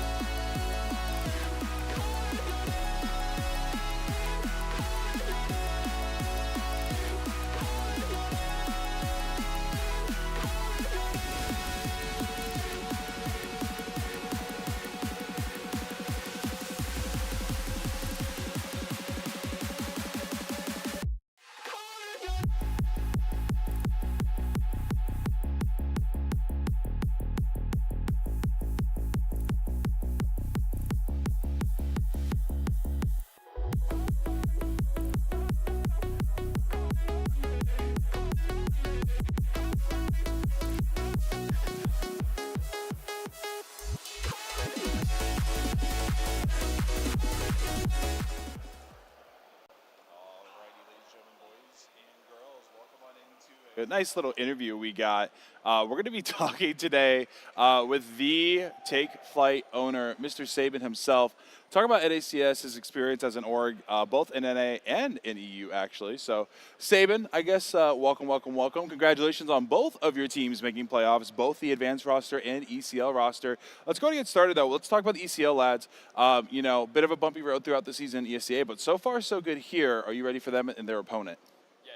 I'm very optimistic going into this Fragadelphia. We're going to be playing against Not Mythic is the team that we're going to be going Austin, against. Yes. And, I think it's going to be a good match. Not Mythic, they're not a bad team. They're a pretty well put together advanced squad with like a mixed team. So I think it's going to be a fun match. Unbiased take, I'm expecting us to make it through. But I think it's going to be a fun match regardless, and honestly, that's all Frag's about. I think if a team loses, as long as they're having a good time and they make it a competitive match, then that's all you can really ask for. Yeah, and it is a double elimination as well. So even if you get, we'll talk about the other team in a sec, but keep it with Not Mythic. Chuck Lover and Austin, obviously, at Mythic at one point, and then I believe the other part of the roster is like Logert and them, so part of Wicked. So it's a bit of a mix there. It's going to be a fun one regardless. I love me some Austin CS. Who doesn't at this point? Right. So like I said, even if it does go south, the good news is playoffs is double elimination, so you get a second life in this tournament. Finals being a best of 5. You're playing for that advantage at this point. But now moving on to the Kings of the North roster, the Take Flight Kings, Yes. if I recall. We got to watch them versus the Amped lads. That is the battle of the homies between you and Tuna, the Amped org and the Take Flight org. Rip Tuna couldn't be here, but we got a better version of Tuna. Yes, shout out how to are you Alea. feeling? Yeah, she's awesome. So with you guys moving on from that one, I don't want to put it like it was 13-1, I believe, that last map. So Yes, it was a heater. yeah, and then you got who's your opponent for that one? Our next opponent for the Kings of the North, our Take Flight Kings now, is going to be Party Astronauts, which is going to be a brutal match. We played Boss yesterday, and that was a bit of a stomper. We got bossed on, to quote one of our players.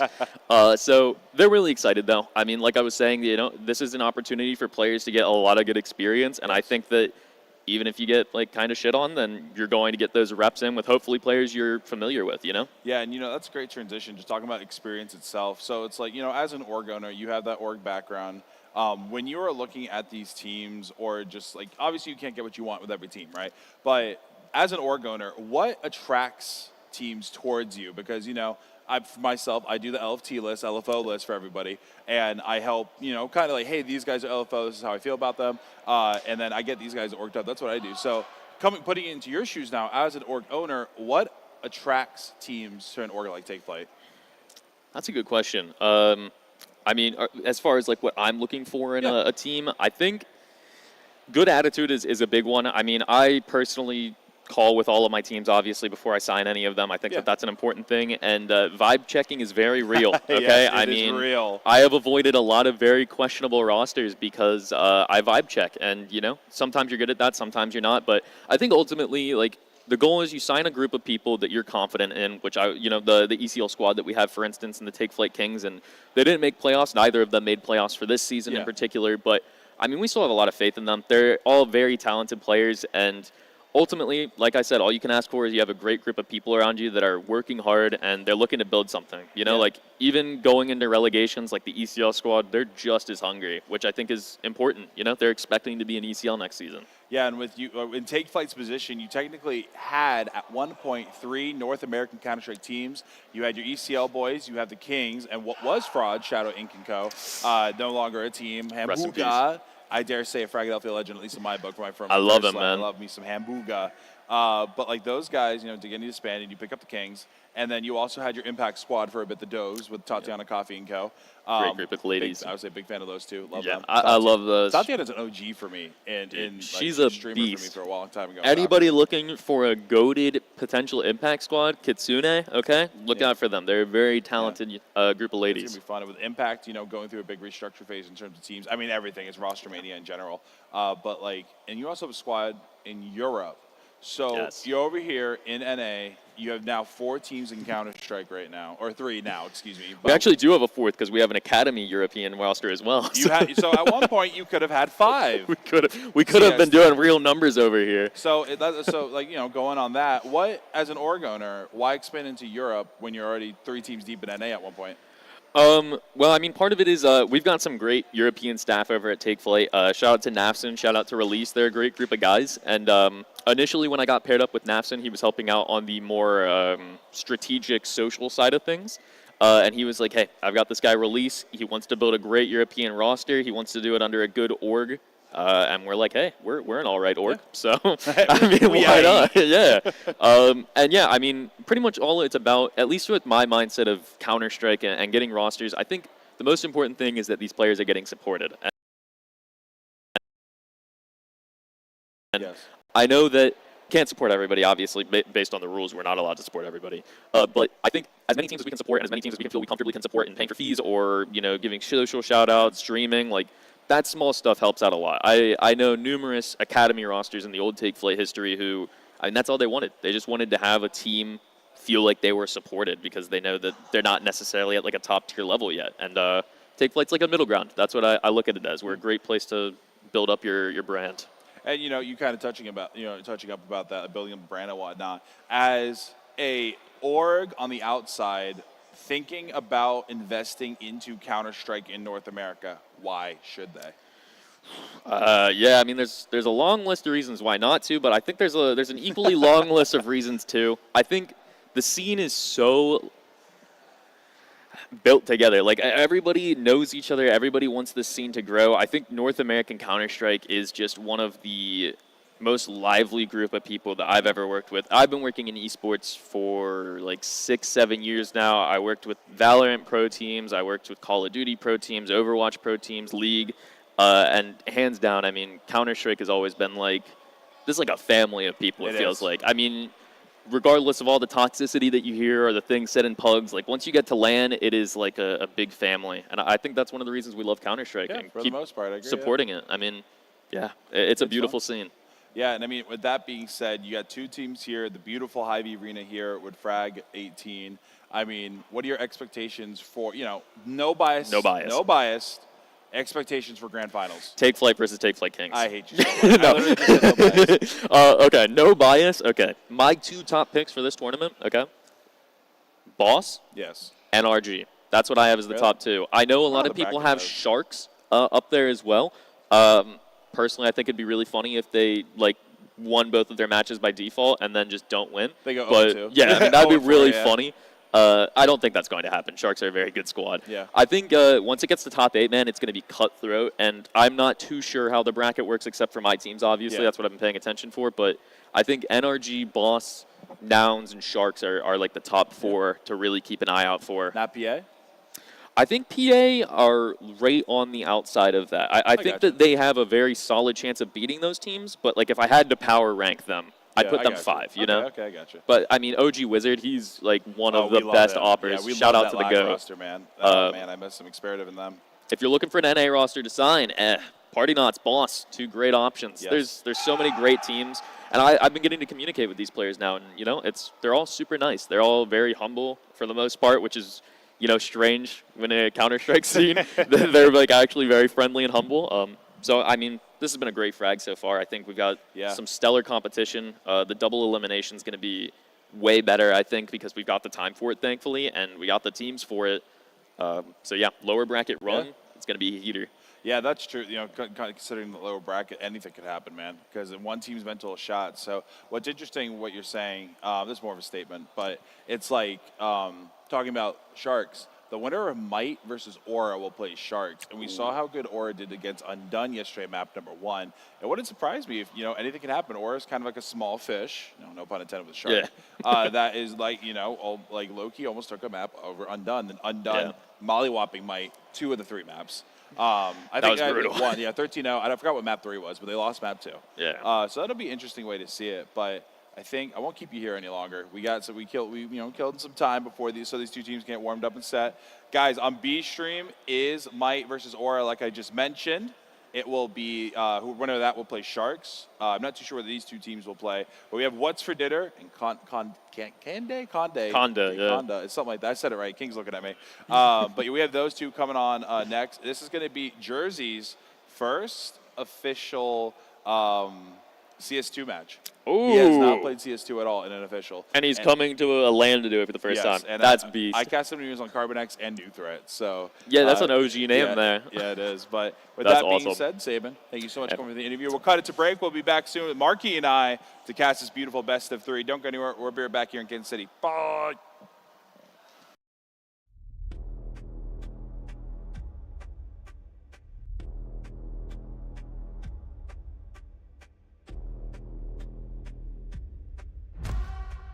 Counter-Strike is complex, and it can be difficult to keep track of an entire game. Leadify is a free website which helps you celebrate your accomplishments. Match reports are sent to you when your game ends, so you can compare with your friends while you queue for the next one. Track your true performance with Leadify Rating, a metric that punishes baiters and rewards smart decisions. Leadify automatically finds your best play from each game and sends you a highlight. You'll even see when one of your opponents is banned. Track your Counter-Strike performance for free at leadify.com.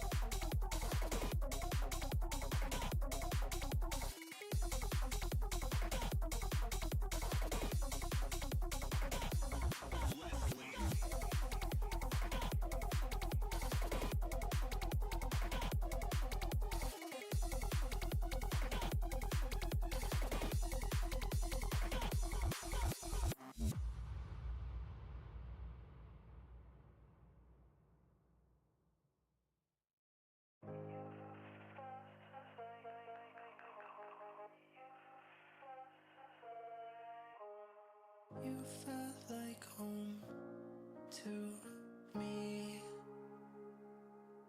and this all felt real, truly.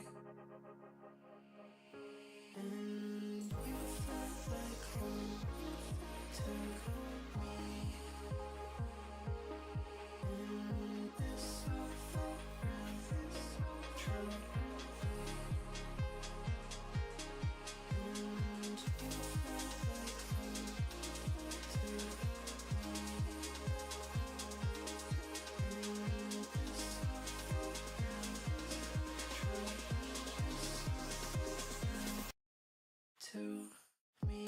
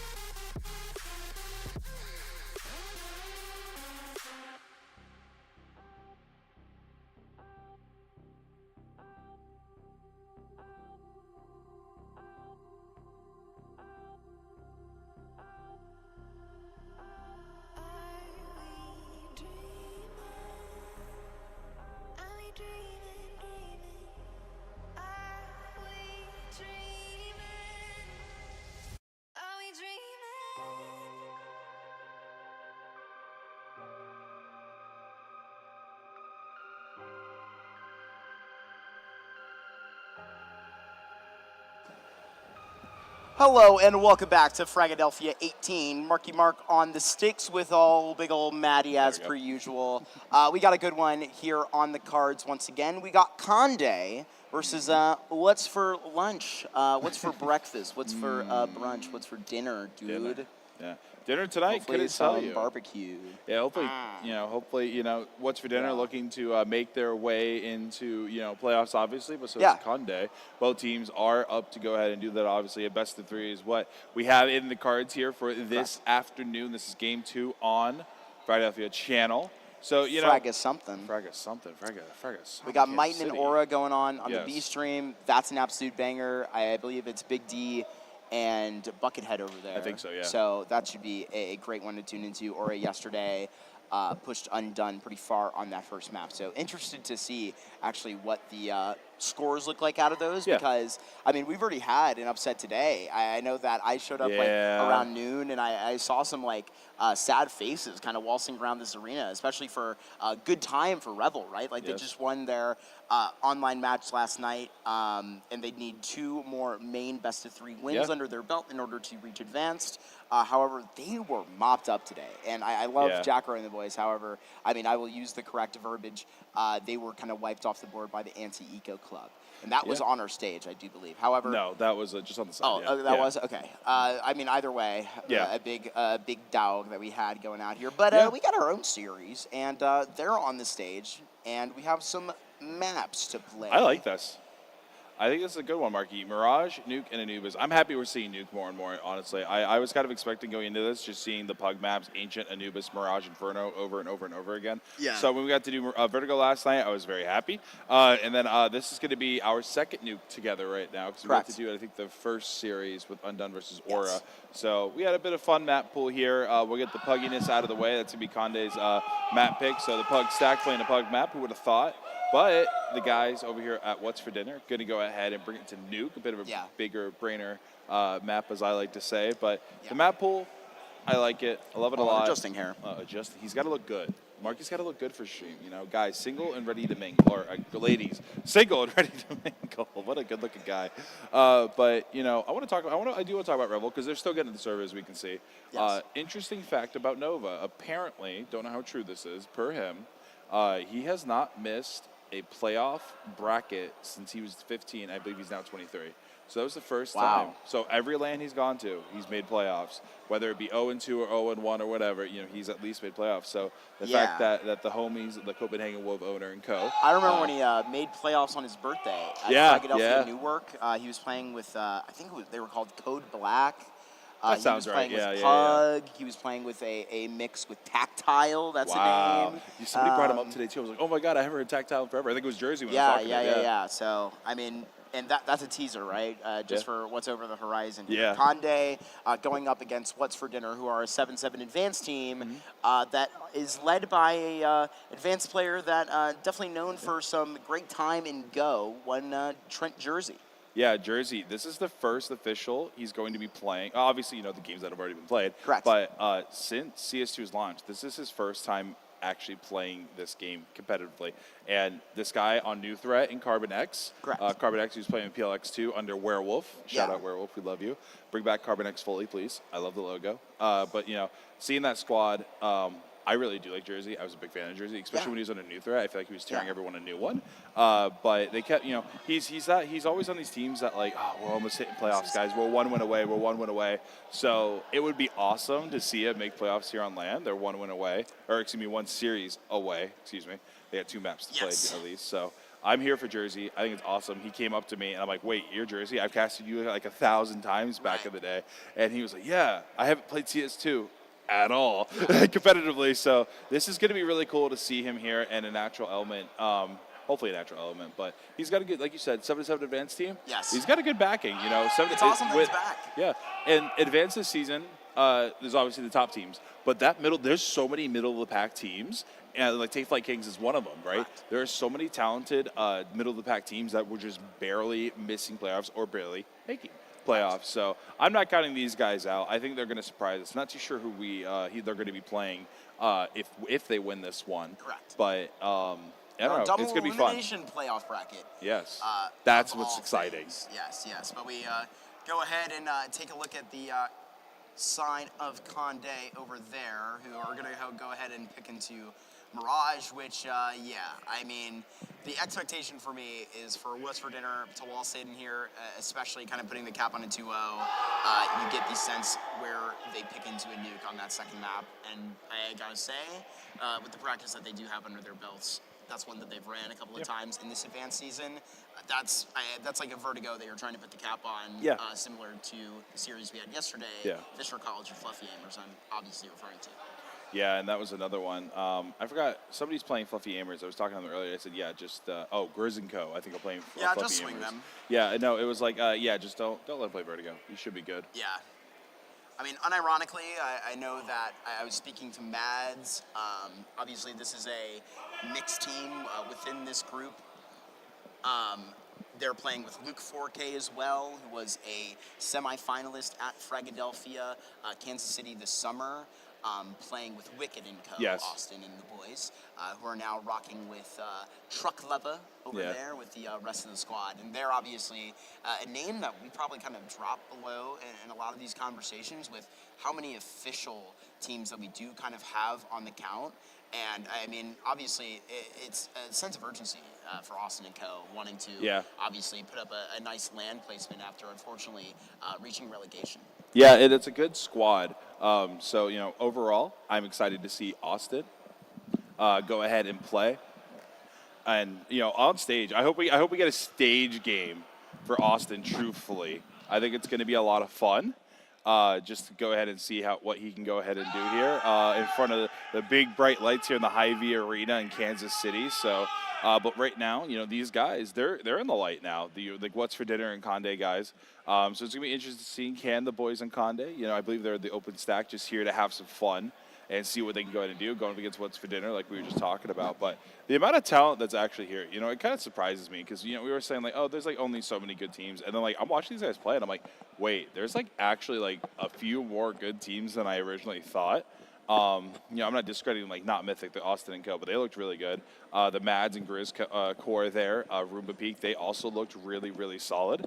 And the guys that beat Rebel, sorry, I keep forgetting what their name is, but the Anti-Eco Club. Anti-Eco Club, that's what it is. I always remember the Eco part. I think they looked really solid too. So for these teams that are the middle, let's say middle playoff bracket kind of teams, I think those are going to be really, really, really exciting. But for example, over and over, Aura versus Might is going to play Sharks, and I would love to see Might personally go up against them because Might's in a really wishy-washy spot. But I obviously want the better of the two teams to win. But I would think it would be awesome. Truthfully, Undone versus I think the Sharks would be an awesome matchup. Anybody versus Sharks at this point because we didn't get to see them play yesterday. They got a free 2-0 win in the playoffs. There's a couple different ways to look at that, right? While it is kind of disappointing that we didn't get to see them on the stage, obviously, it was a noble sacrifice, I think, for a fun Fluffy Aimers and Fisher College series that we did get to see within those lights. However, seeing that, I remember when we did get, the Fragadelphia post on Twitter with a nice shark gif. I remember, really kind of staying within the loop, and I remember immediately finding out, kind of as soon as the news came across my timeline, that we were going to see Sharks pull that through, and they ended up making the trip to Kansas City. So, if they didn't end up having to play within that first day, I say that it's all worth it. And it's going to be cool because, go out and see Kansas City while, the weather's somewhat okay. It actually got a little bit warmer today. Yeah. But here we go, Marquee Pistol around Kansas City. Here we go. The last streamed group play game we will see today will be What's for Dinner versus Conde as we see Jersey. Oh, I love these beautiful dualies. Okay. They're going to go to work. He's back in action here like he never left. But look at the setup. I love this play from Conde. I've seen this a few times, and that's going to be a kill. And it's going to be a free sight for now, but they do have a guy coming up through Ticket now, and that's going to be absolute. Trying to find these headshots here, but there's too many guys in front of him. Has to wait for everybody to join him. But downstairs they go. Here they come. It's a bloodbath going for both sides for now, but now having to reposition. Coming on through. That's going to be one of the dualies, and they're looking nice. As Kovic, I believe that's what you said. Kovic going to be taken on out, and that'll be that. What's for Dinner fighting their pistol. And that's going to be a good one. I did love that play, though. I love Yes. the 3 hiding apps. You had the 1 ramp and you had the 1 apartments there. That's a good little trick play. Round not going in their favor, but 3 kills in a bomb plant on the T side. We'll take that for opening pistol.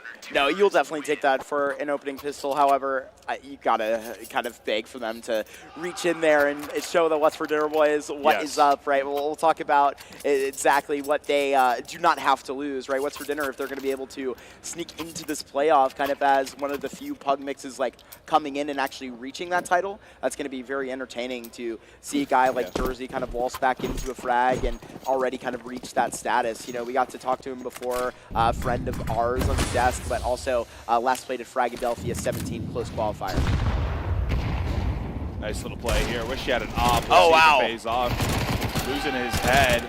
Trying to take the shots here now in mid. It's actually an advantage here for Conde. Deep nade will do a bit of damage, but so far so good. They got the opening pick, and they get another one. That's now going to be 2. Arrow here in mid. Going to be able. Wow. Nice. It looks like that bomb plant going to be worth it for the Deagles here. Then awarded the A1S. And now it's just down to Jersey. Surely now 1v5 return game here on stream for Jersey. Marky, am I asking for too much? Yeah, never mind. That was a nice shot. These guys are here to play. Dude, Kovic hitting like Kovac, a couple of Deagle shots like that. That's going to be very nice for him to get going. But, I mean, maybe I was wrong. Mirage going to be, obviously, their map pick reaching in here. What's for Dinner?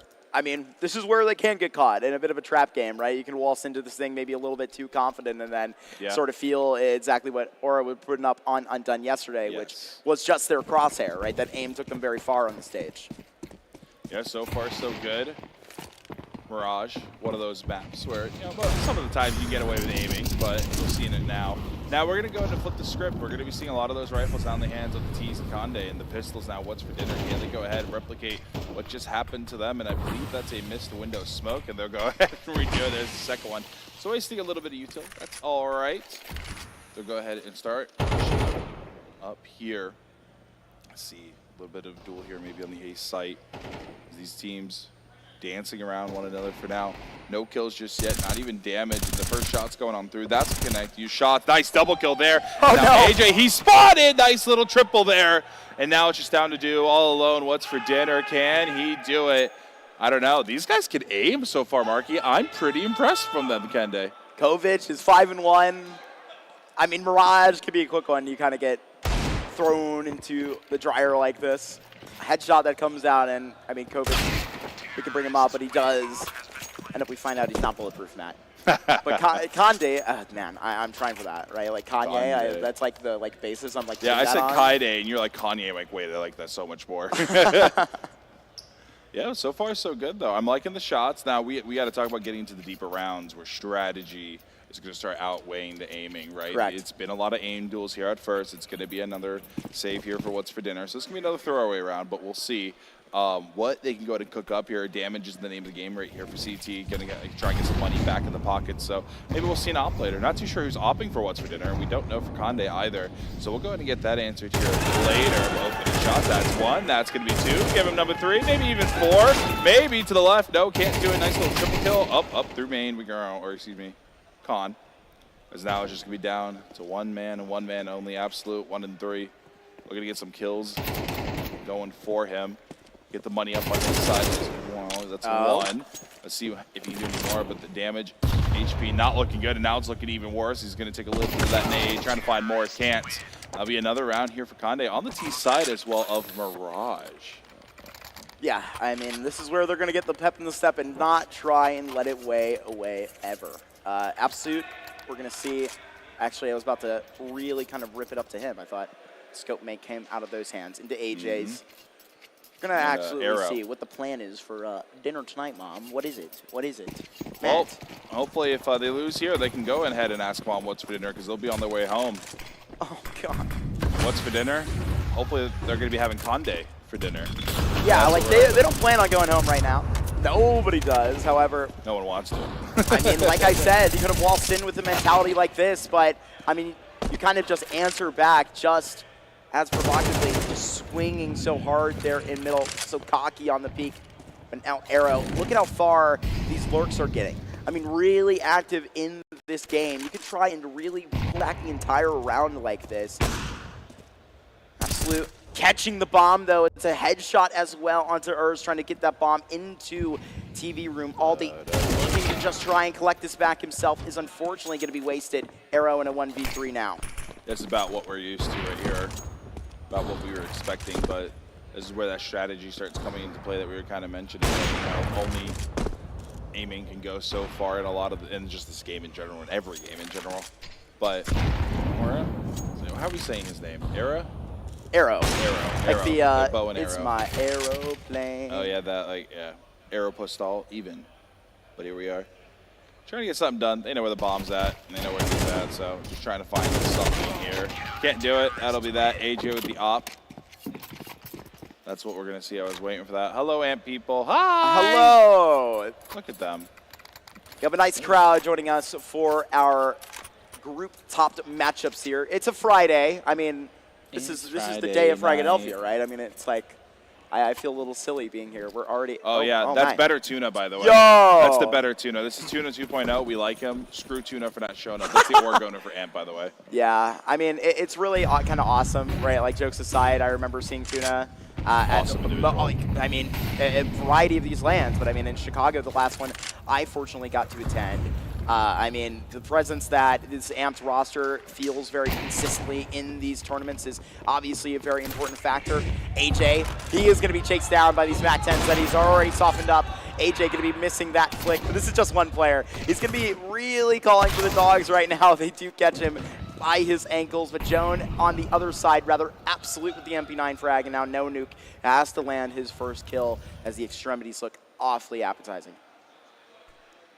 Now we wait patiently, though, for this 3v5 Conde, trying to make some moves here. This is a big kill, actually, here in jungle, and it's going in favor of What's for Dinner, but equally as important fight here in main will go in favor of Conde, but it's 2v4. They have some info. They know where at least 2 players are at right now, maybe actually 3 on the side of What's for Dinner. That's going to be Jersey finding one. Going to do some damage, but that's going to be that. Now we're tied on up. Conde looked solid at first, but we saw it. I mean, I think I kind of said it, too.